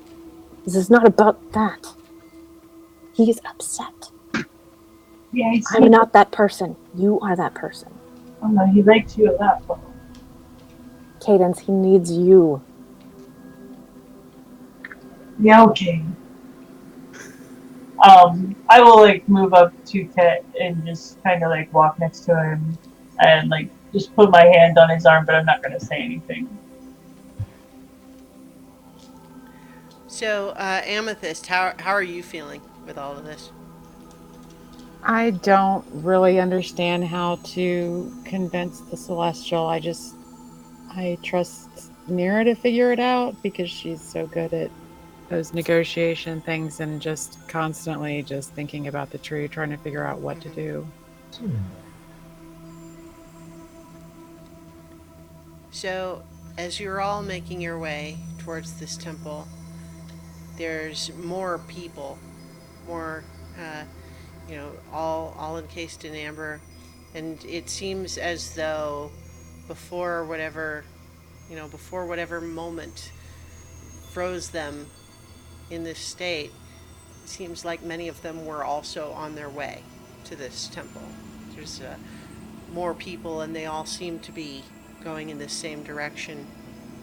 And you crest a little bit of a hill, and there's this open park before the temple there, and there are lots of people around, and many of them are in circles and appear to be in sort of a ritualized prayer of themselves. And then just off in one corner of this enormous grounds, you see just a little bit of a hint of movement.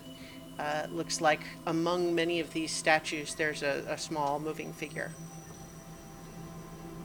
When as we're walking, like the statues, are any of them tabaxi? Oh, well, most of them are. Okay, that's what I thought. Not universally, but most. Hmm. Cadence, is that your dragon friend over there, maybe? I will see if I can see if it is the dragon. As you kind of peer into the distance, it looks like a halfling.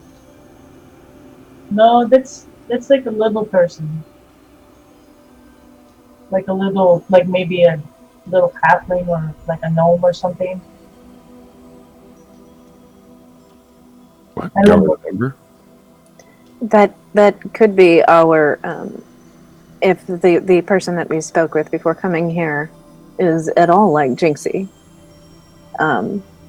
It's not out of the question that they would become someone else. Just saying. That's true. I mean, we could go check it out. Maybe he just came to watch. Maybe it's the angel. I think Celestials are generally taller. The ones we've met have been, anyway. I haven't actually met any Celestials. Yes, we did, didn't we? Well, Alaric wasn't there. Oh, Yeah, he that's wasn't right. He was kidnapped. Celestials, yeah, they tend to be a little more wispy too. yeah, lots of light and yeah. So Bells and whistles. this is still like 200 feet away. You just see a very small figure kind of moving amongst the statues at the far side of this park. Does it look like it's doing something specific? Like it's trying to accomplish something? It's hard to tell from this distance. I wouldn't judge a creature by its size. Hmm. No, It could also be who's leaving the flowers and such. maybe. Oh my gosh, what if this is a person who is not trapped in amber yet? There's really only one way to find out. Do you want to try to talk to him? Sure. Okay. Are you approaching? Yeah. Yeah. So, as you get closer and you move in that direction, you see that this does appear to be a halfling. Looks to be like upper middle age, like if on a human, maybe like mid 60s. You know, starting to get into that, you know, older range, but wearing sort of very plain, simple robes, a little bit androgynous, and seems to be very lost in thought, concentrating at the feet of one particular statue. But I think Nira, you and Larik actually both notice that the flowers at the base of this statue were somewhat dried and wilted. But as this halfling stands there, sort of staring into the, up at the face of this particular statue, the flowers seem to be sort of rejuvenating, regrowing. Ah. Amethyst, I think it's a druid like you. I've seen When you you, float. when you say that, the halfling looks over in surprise and then just kind of smiles and says, "Ah, friends, welcome. I hope." And then sees Amethyst and just suddenly is rushing over with like a shocked expression on their face. How are you reacting, Amethyst? I'm backing away a little bit. I'm Okay. not sure yet if we're friendly or So as not. as you back away, they stop advancing towards you and just kind of stop and just say, "Amethyst, I had not thought to see you again. I'm gladdened to see you not annihilated otherwise, utterly as we feared, but my heart tells me that your presence here may foretell conflict between us. I hope that can be avoided." Forgive me, I don't remember you. I've lost my memories and don't remember being here before, and I apologize. I don't remember you. As you say that, just a look of like heartbreak on their face just says, "So then you did it? After all that, you kept your promise to that monstrous creature?" It appears so.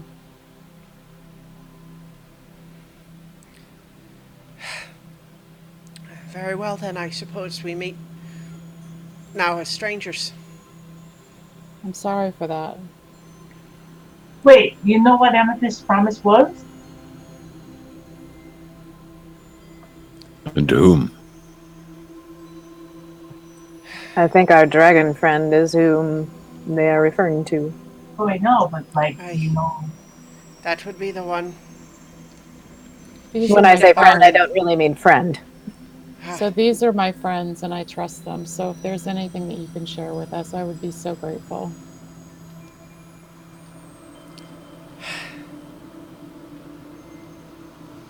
I think that this is a story that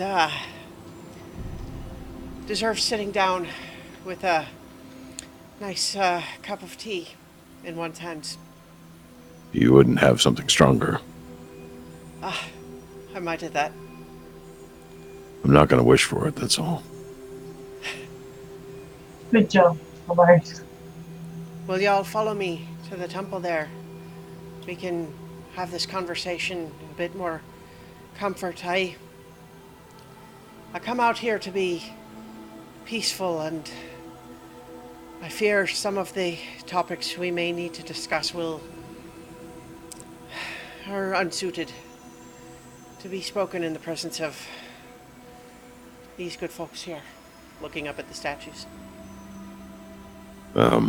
Just one thing. I don't much like following people whose names I don't know. Mine's Alaric. I'll extend my hand. Extends their hand too, and as you take it, you have just a momentary sensation of your hand being clasped by a much larger hand, but it's just for a moment. But their hand is warm and solid, and they just say, "Greetings. I'm Custos Vigil."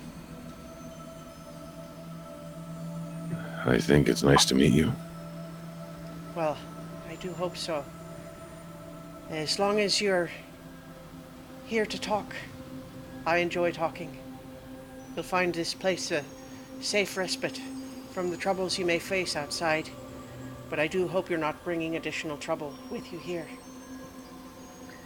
So do we. Well, come then. Kind of turns and sort of gestures like, come on, follow me, heading in the direction of the temple. I follow immediately. I really thought they'd be taller. Shh. Don't judge people by their size. You know how sensitive Alaric is.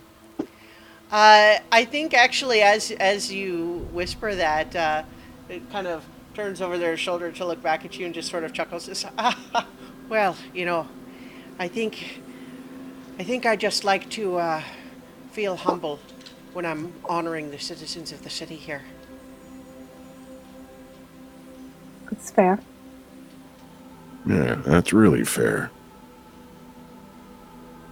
I'll put my head a little higher and walk on. Maybe I'll hover so I'm at eye level with near Kina. It's not about that.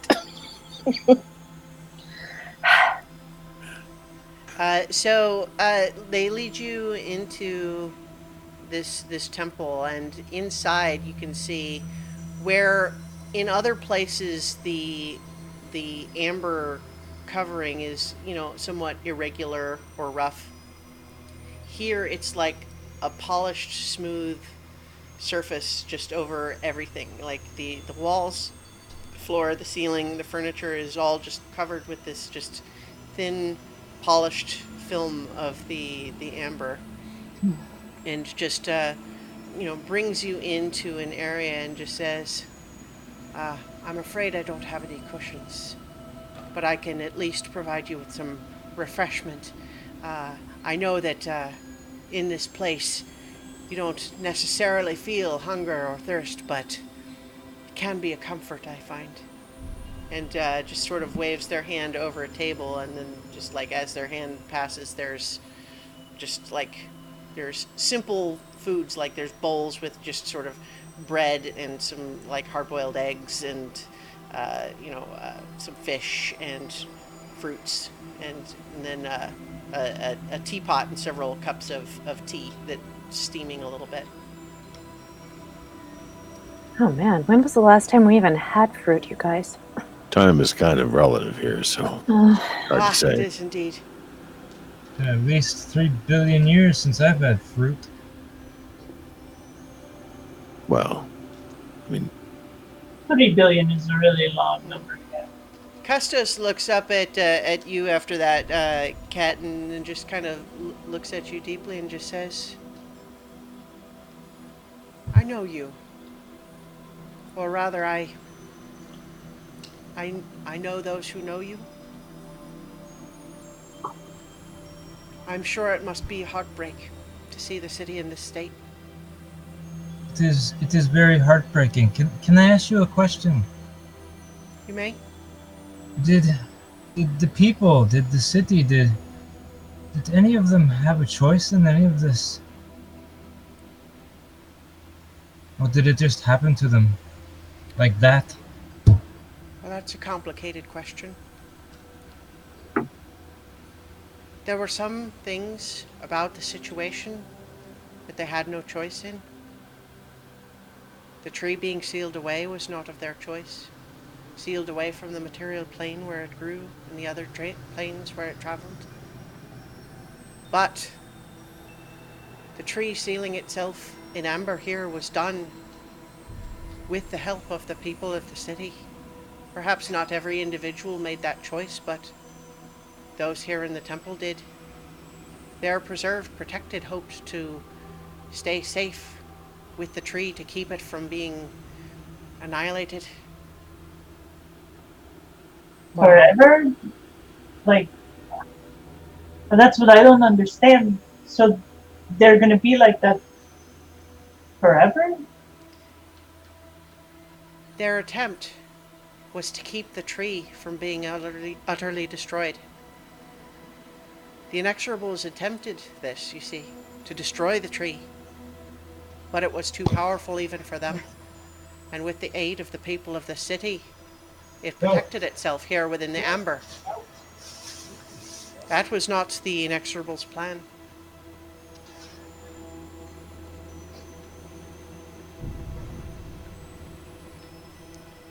So, in a way, the amber was their choice, but it was a response to a danger they had been placed in against their will. You sound very brave. I think so. It's a tragic consequence. Innocents doing their best. Doing the best thing they knew how to do, given the information they had. That's why I honor them. You put the stuff there I do. for them. Yes.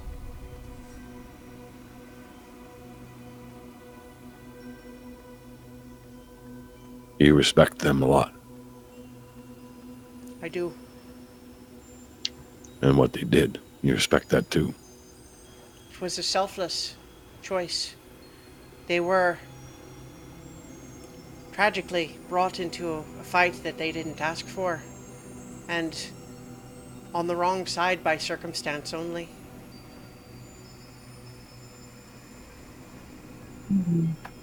If I could have spared them this fate, I would have, but sealing away the tree must have... It had to be done.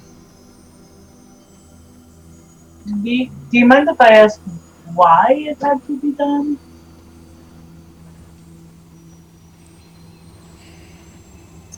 It is the nature of living things to grow, to spread out, to expand.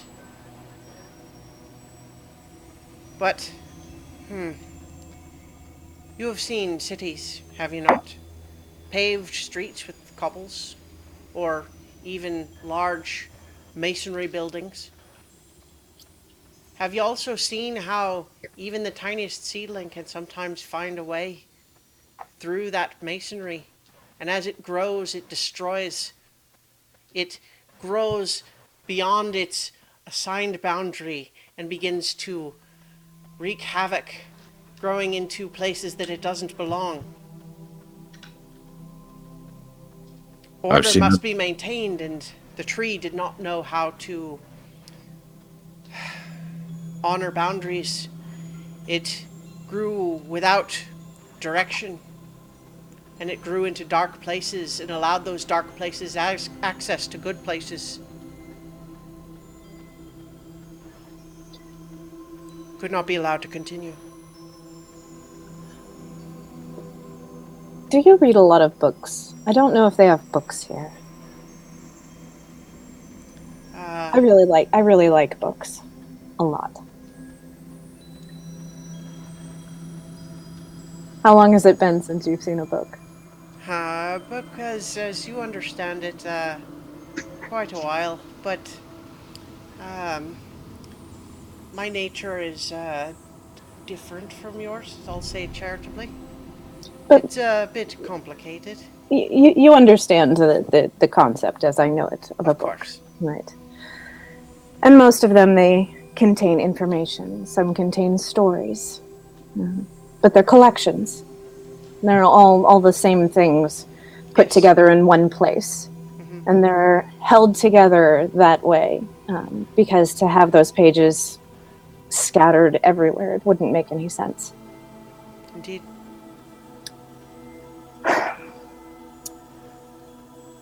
That's what happens, and that book becomes nothing when the binding is taken away. And that book becomes chaos. It becomes nothing. It's just pages randomly floating away and with no context. Indeed. That's a lot kind of what these realms of chaos are like. It's just everything everywhere. And I understand. They're messy. They're hard to understand. They don't make any sense.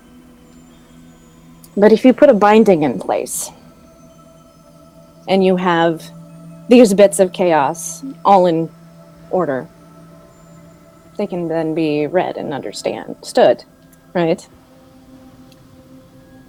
But it's the binding that makes it a book.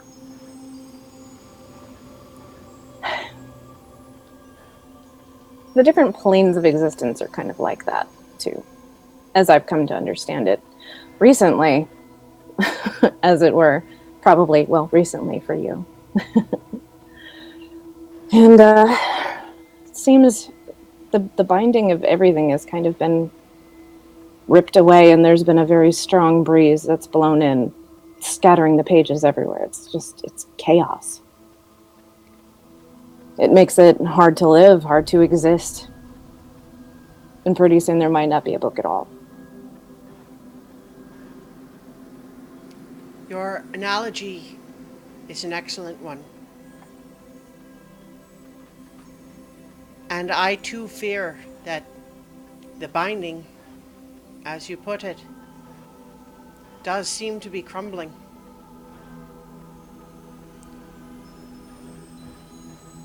But before, the binding that you imagine in a book, that is not what the tree was. The tree sent its branches and tendrils randomly into all of these different stories, bringing characters from one into another, the ending from a sad story into a love story.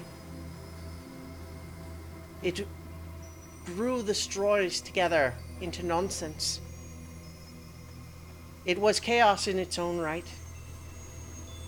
And the Inexorables attended to stop that from happening, to allow the stories to exist on their own, in order. Now, the battle against the forces of chaos goes poorly. I can sense it. But the tree was no ally of order. To let it regrow would simply trade one chaos for another.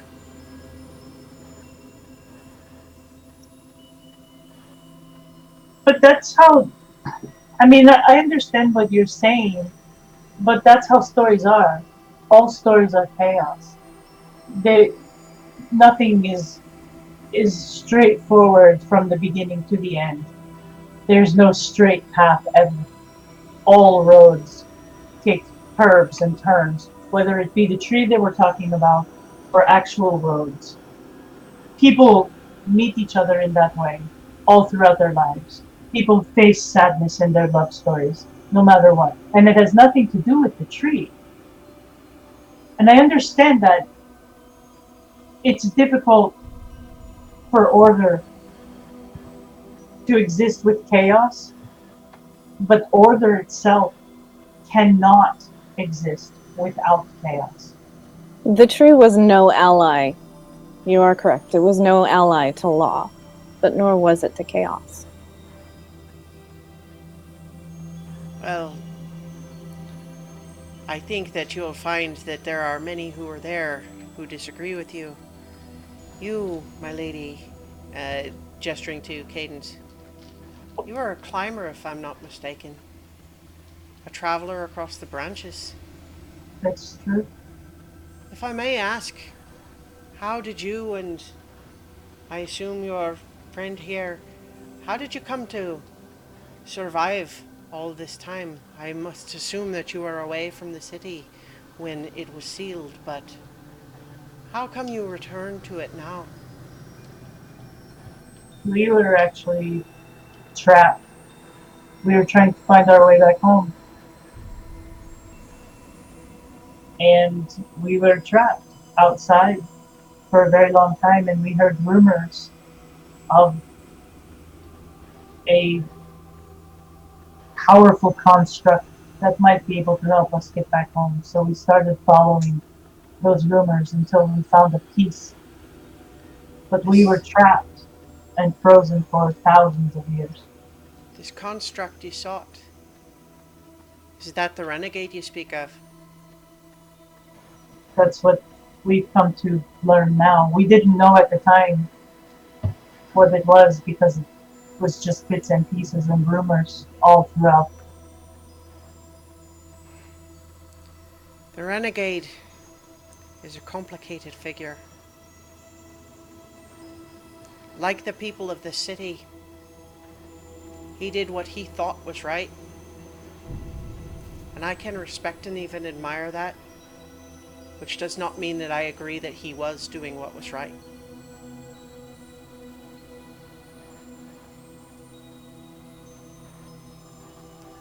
He turns to you, Alaric, and just says, "You, sir, what brings you here?" In a manner of speaking, a complicated set of circumstances, I suppose. You see, well, I am a dwarf. And our people I could know tell. stone. Well, there is a certain countenance I'm not used to here. I'm not quite so used to fancy clothes, but my people know stone well. We know how to own it, how to craft it, how to shape it, how to control it, how to make it stronger, how to make it build things that are impossible for any one dwarf to behold, but can be created by a mass of us. Yes. And we see the roots, and we see the trees, and we see the things that intrude upon that order, as you said, and we welcome them. They are to us a sign that life has blessed our stone. And while we don't allow the tree to overcome the stone, we live in harmony with it. We seek to find a way that both can live for the betterment of all. You bring order out of chaos. You take the natural stone of the caverns, the mountains. You smooth the edges. You right the angles. You make bricks out of rocks. You mine the metal and make it into powerful tools. And you may occasionally allow and welcome locations of chaos within your order, but only where you permit it. Now imagine one of these trees in your grand city. Imagine it growing out of control. Imagine it tearing buildings asunder. Imagine it threatening to destroy the entire city. Would you not cut that tree down? In part. I've met no such tree, however, that cannot be mastered. I've met no such creature which willfully destroys everything, except those who are of pure chaos, and this tree is nothing like that. Well, there are beings of pure chaos. And that is what they do. They destroy everything they touch. And when the tree was in place, beings of chaos like that had access to all the other planes, entering as they liked, destroying what they could. And did not the creatures of law or order also have that access? They did. Would you destroy the entire universe because you can't manage to finish your own battles? Seems like a poor tactic to me. You see Custos actually start to get a little bit impatient looking at that. They had been very benign and benevolent up to that point, but they kind of just get a little impatient. It is not us destroying the universe. It is the forces of chaos intending to crush everything within their grip. Now That the tree inexorables, the holds forces of universe law, are together. doing what they can to fight back. Oh, okay. We understand that. We did not come to fight. I promise you, we did not come to fight. But I think... as you say that, Custos gives kind of another glance over at Amethyst and looks a little bit sad, and then just turns back to you. But we think you're operating without some information right now. And I think it might be important I can't decide for you what you should do with it. So, around about 110 years ago, people we didn't know came into possession of a artifact that they should not have had. And they used it to prevent some pretty bad chaos.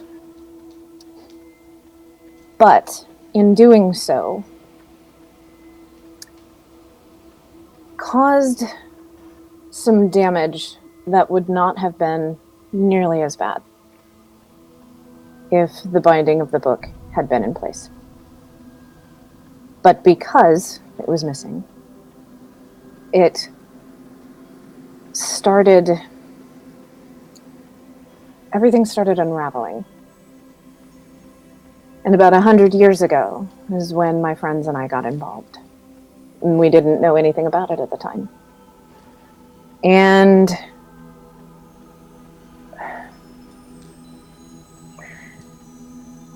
in trying to, in meddling in things that we didn't understand, weren't given information on. I don't know if we made things worse or if it was inevitable. But things started unraveling at a very, very rapid pace. I don't know if you've seen one of these tears. We call them fissures. I know what you mean. They are appearing more often in more places. A few of us here have the ability to close them. Someone else has the ability to open them. But they are also appearing of their own nature. When you say that, Custos actually kind of perks up and that seems surprised when you say that. Power to close them, you say? I don't know that I fully understand it. We Might it retained... have something to do with that fey fragment of magic? That would be it. Ah, yeah. You and you both have them, don't you? We do. And there are two others as well. There's... It's new since I last saw you. She's looking at Amethyst, or they are looking at Amethyst now. That's new since I saw you. About 100 years ago. Give or take a few months, weeks. I don't even know at this point. So, we started going around, our intention being to close these tears, to fix them. But we're fighting a losing battle. It's happening faster than we can get to them. The fights are harder than we can fight at this point.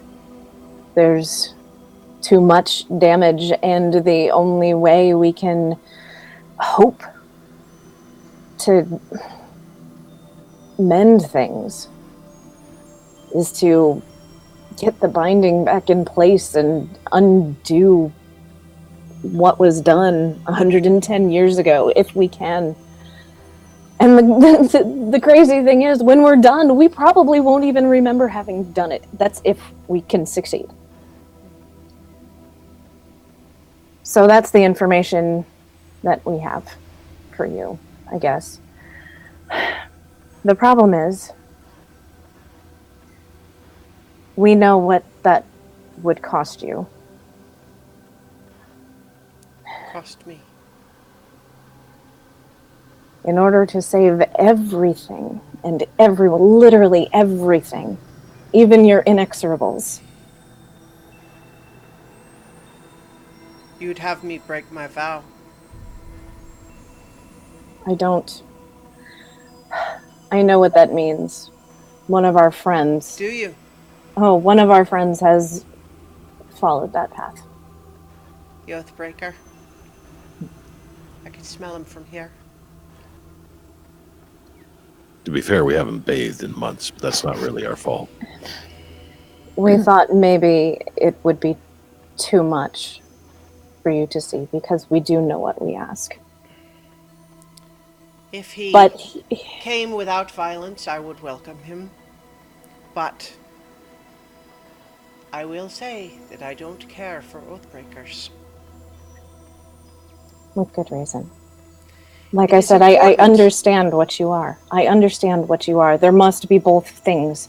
And if There- one is gone, It is vital, if one is to remain true to oneself, to have a code of honor, ideals that you hold sacred above all, which do not yield to the pressures of the world. and here's the thing. If you keep your oath, everyone, including you, loses. Law loses. It will be gone. It will just cease to be completely. If you break your oath, only one person loses. And I know what that is to ask. And I do not ask it lightly.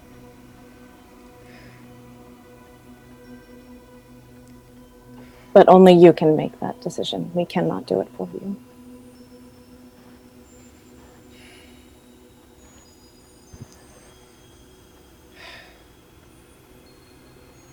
Clearly thinking about this. And just looks over to Amethyst and just says, "So, even now, you remember nothing of our last meeting, and yet you found your way back here?" I am compelled to heal this tree for many reasons. I did not help things in regards to the fissures and the situation, and it's caused a lot of pain, a lot of death, a lot of harm. I had an opportunity to get my memories back, and I decided to continue on this path. Our friend that you keep calling an oath breaker sacrificed everything that he's been fighting for because he believes the same. We do not lightly take this up. This is something that over the last years that we have, or I don't even know the time frame, you'll have to correct me on that. But this is something that we have been trying to heal and help. We've been seeing the carnage and the chaos. And the thing is about trees is they have, along with other things of nature, they have their own natural order. They have their own law. And yes, we have to trim things back to keep nature from taking over everything. But if you keep pushing nature back for all of this order, it's going to continue to cause chaos in places that you're simply not seeing, either the chaos or the effects of it. And we've been literally living in it. So I would ask you for whatever you remember of me, and I'm sorry that I don't remember more of you, because I feel like we have a lot in common in the things that we believe in. And I think that if you had seen the things that we've seen and the sacrifices that other people have made to help us on our little quest here, good people have sacrificed greatly, and we have none of us done it lightly. You say that you contributed to the damage with this artifact that you carry a piece of within you. In the very beginning, before we knew anything about the power that we were dealing with. This is my point though. Yes. In meaning to do good,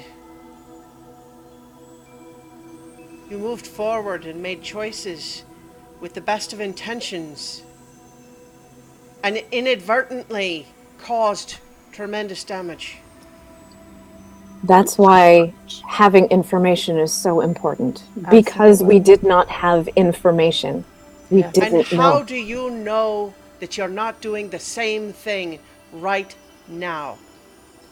How Because are you honestly, so certain that things you could are not right? be getting too much worse. Like, it's going to go faster. It's not going to get better if we do nothing. We've seen its effects. We've It's talked across, to. it's across the plains.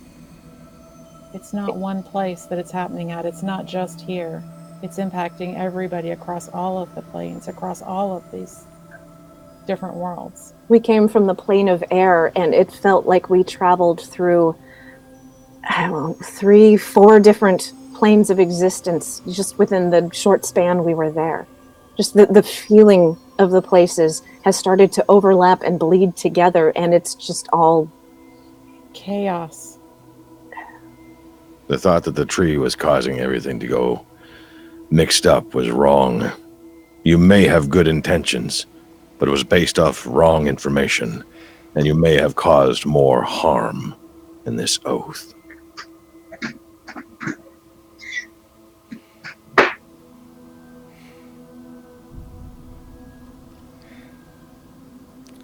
When you say chaos in places that I cannot see, what do you mean? When you wish for me to forsake my vow, what is it exactly that you want me to do? Overcome your pride and do right. I don't believe that this is a pride issue, Alaric. I think this is conviction.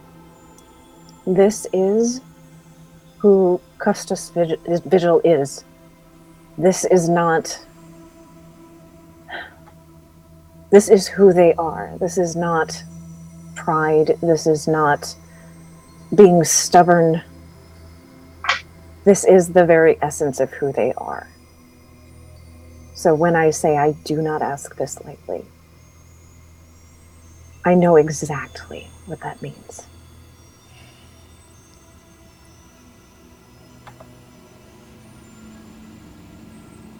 Were I to forsake my vow,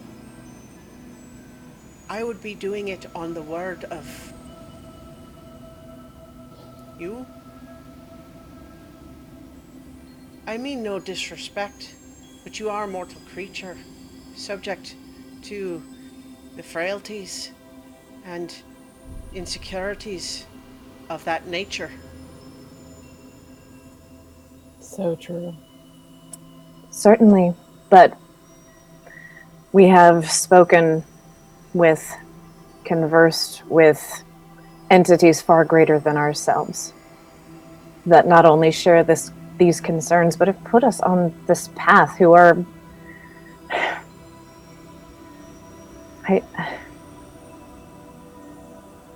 I wouldn't necessarily say they were helping us, some of them. All beings, great or small, have their own ends. Indeed. We just want to make sure that everybody is able to continue having their own ends. And don't forget, you're keeping vigil over the mortal. Indeed. So you must place some stock in what they care about. I do. I respect greatly that they were willing to give of themselves for what they believed was right. And at this point looks to Amethyst and says, I knew a woman once who gave up everything she was. She gave up everything that she was, as you ask me to do now, but she did it for what she believed was right. And even though I did not agree with that, you're asking me to give up everything I am for what you believe is right. It's messed up, I know.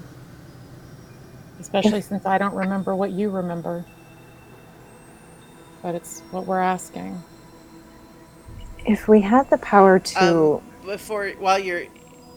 Custos kind of approaches a little bit and just kind of holds out a hand as if to touch your cheek, Amethyst, but just, hesitates and just says, may I? Of course. And just gives you just a sort of gentle caress of the cheek, and for a moment you have just a flash of yourself facing down, not the halfling you see before you, but a 10-foot tall, winged figure in gleaming golden armor holding a sword and shouting out with heartbreak in their voice, "I regret so deeply that you forced this conflict between us, but I have my vow and you have yours. So let fate decide the truth of it." And then you're back in the room.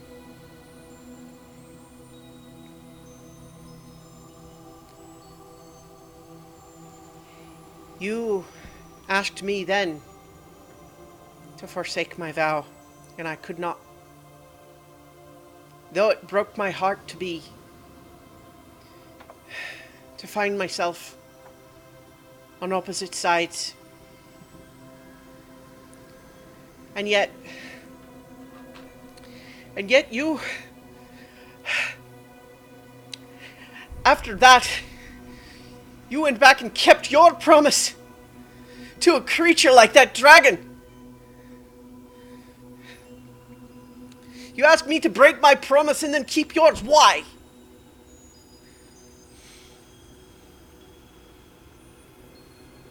I kept my promise, I guess, because I thought it was the right thing to do, just like you think what you're doing is the right thing to do. I don't know if what I did was the right thing because I don't remember what I did initially to forget. I know what my intentions are. I don't know how to ask you to do this. It's who you are. You don't know my friends. It doesn't matter to you that things that they've sacrificed for this. I would You hope don't remember what you did. Shall I show you? Yes. You are all welcome, of course. And leads you out of this little sitting room. I ain't gonna miss this. Right? Leads you into what is clearly a big central sort of like the primary ritual space of this temple. The entire back wall is an enormous there's some sort of a magical effect there because it would appear to be a window, but there's no glass, just some sort of a magical shimmer in place of where there would be a window, but it reveals the tree beyond. But there is also an enormous circular structure ahead, so everyone sitting in like the gallery space of this room would be looking through this ring-like shape up through this enormous window at the tree. And what you see is that in the middle of this circular shape, there's a spiderweb crack of several of these fissures, the purple glow, spider webbing as like a shattered window throughout this ring. And you see at what would like be a podium in a church, like the it's not podium, it's the altar. Lectern? Well, lectern. I guess that's it. I The feel like there's pulpit. this Pulpit. The pulpit. Yes, the pulpit. You can see that there in the pulpit, what had been a shaped bit of root has sort of molded and transformed, growing outward like a branch. And you realize instantly, looking at it, Amethyst, this is the other side of the fissure that you found in the crater. And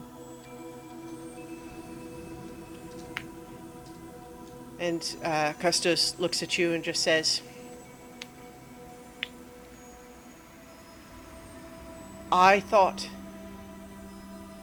you were going to fight me.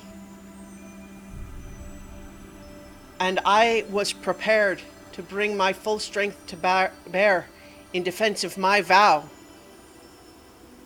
But what I saw you do is bring your full strength to bear and everything that you were, and cause this. And just like those people out in the city, I respect and admire someone willing to do everything, to give of themselves selflessly for what they believe in.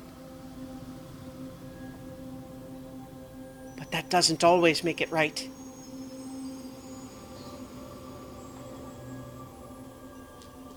Do you understand the contradiction of what you just said?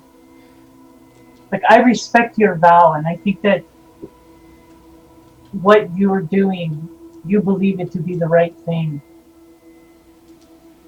And you've made so many sacrifices. But why do a small fraction of people get to decide what is best for so many? So often, Cadence of the Water, these decisions are not made because someone has the right to make them, but because they're the only ones who can. That sounds incredibly familiar. You also have that power right now to make a decision and do much good in the world. We are all strangers who have been brought together for reasons none of us can understand. But our purpose has all been the same. You wish to save the world, the planes, the people. Yes. I wish that too. We just believe different things will do that.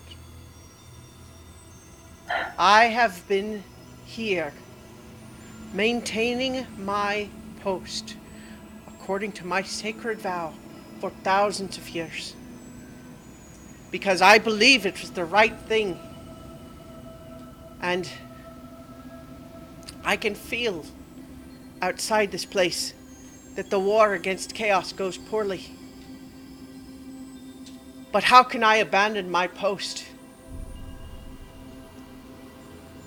I believed what I did was right when I took that vow.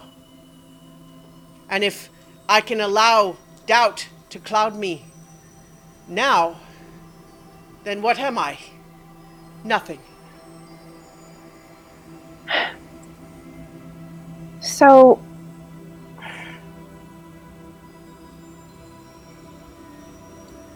as a cleric, there are struggles with faith that I feel every day. But the thing about faith, do you really have faith if you cannot look doubt in the face and understand it and understand why it's there? Sometimes faith needs to be shaped around truth. It needs to embrace truth. It needs to change when new information has been presented. I thought I knew what the spirit of Rishama was. I thought it was unchangeable. And I learned very quickly, in a very unconventional way, that that was not true. And my faith had to change based on that information. But it didn't go away. It just changed. And that's okay. Make a persuasion check with advantage.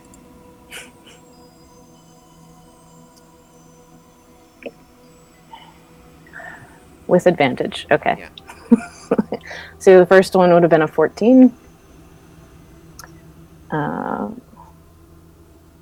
Let's see, and that was a 16. Okay. Not the best. And I think it will, Custis will kind of just look down and just say, perhaps it is something mortal creatures are accustomed to, given your limited perspectives. To find that faith in things is, when you're looking at shadows on a wall, and that is the only knowledge you have of what your faith is in, then it naturally could be proven wrong. But my nature, I was created for this purpose. For me to doubt is anathema. You've been And then stuck at inside this here. point, all of a sudden, a little Modron kind of appears in a little poof in the top corner. Says, "But you are doubting, aren't you, Custos? Yeah." And then poofs away. God, Ugh, that guy. So the worst in the room. I don't really see it as doubt. It's like I said, your purpose, the whole reason behind this vow is to preserve law, correct? Not merely law, but to do the right thing for the universe, for everything, for all living things. And law sought to accomplish this. Do you really think staying in this one place, keeping vigil over this one tree, while the rest of the world goes to chaos and destruction all around this tree,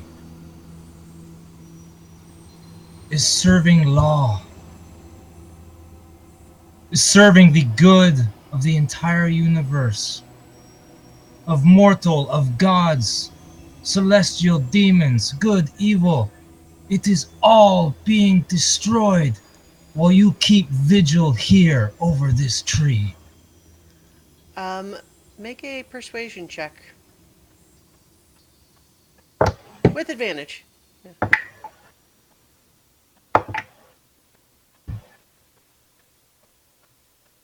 26. The Custos is listening to that and just really looking concerned. I have been isolated here at my post.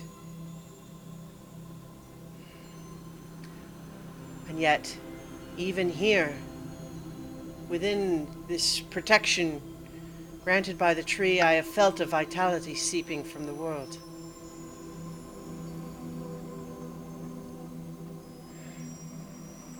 Perhaps things are worse outside than I had understood. Costas, you are one of the most amazing creatures I've ever met. But I'm starting to understand your perspective better. But there's something I think you've overlooked. We're not really asking you to disavow this oath. We're asking you to uphold your very fundamental oath.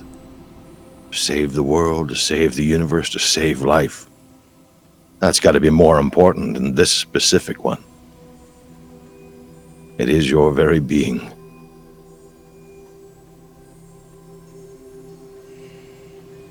Make a persuasion check with advantage. I don't think I can do any better. No, that is a 16.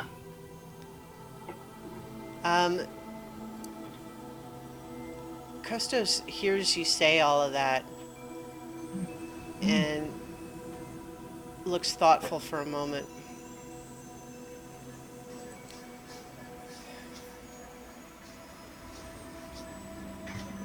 What would you show me then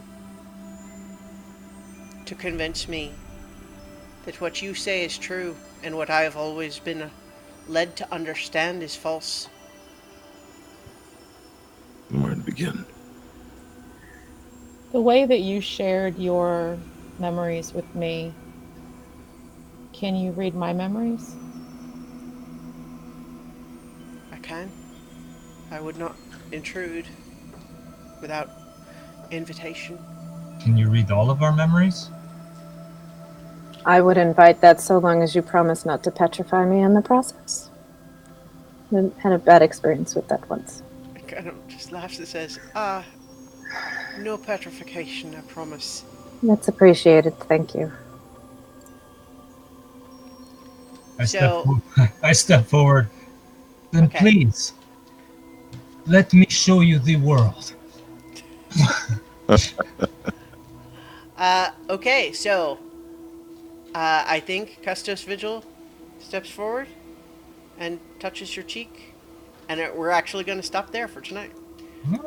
Because just as actually one last thing does happen in the middle of this calm scene, all of a sudden there's a magical whoom sound, and a circle of bright winding light just appears behind Nira, and Nira just suddenly finds herself being dragged backwards by some force, and just, and then through this hole in space that just. Oh, don't worry about that. That happens. There goes our best argument. We're used to that. And It's like the time that Custos I- actually looks over at that and just kind of needed elsewhere, I suspect. Kristen happens a lot. It's God's will. Her Many. boyfriend doesn't give us a lot of warning. Yeah. I told you they were in cahoots. Yeah. So, Never mind the screaming and what the hell? so I think we will pick up next time with what each of you choose to show Custos Vigil. Okay. All right, so thanks for playing, you guys. Good job. Thank you, everybody, for watching and or listening later. We love you, and we'll be back next week for more adventure on so many So many levels. levels.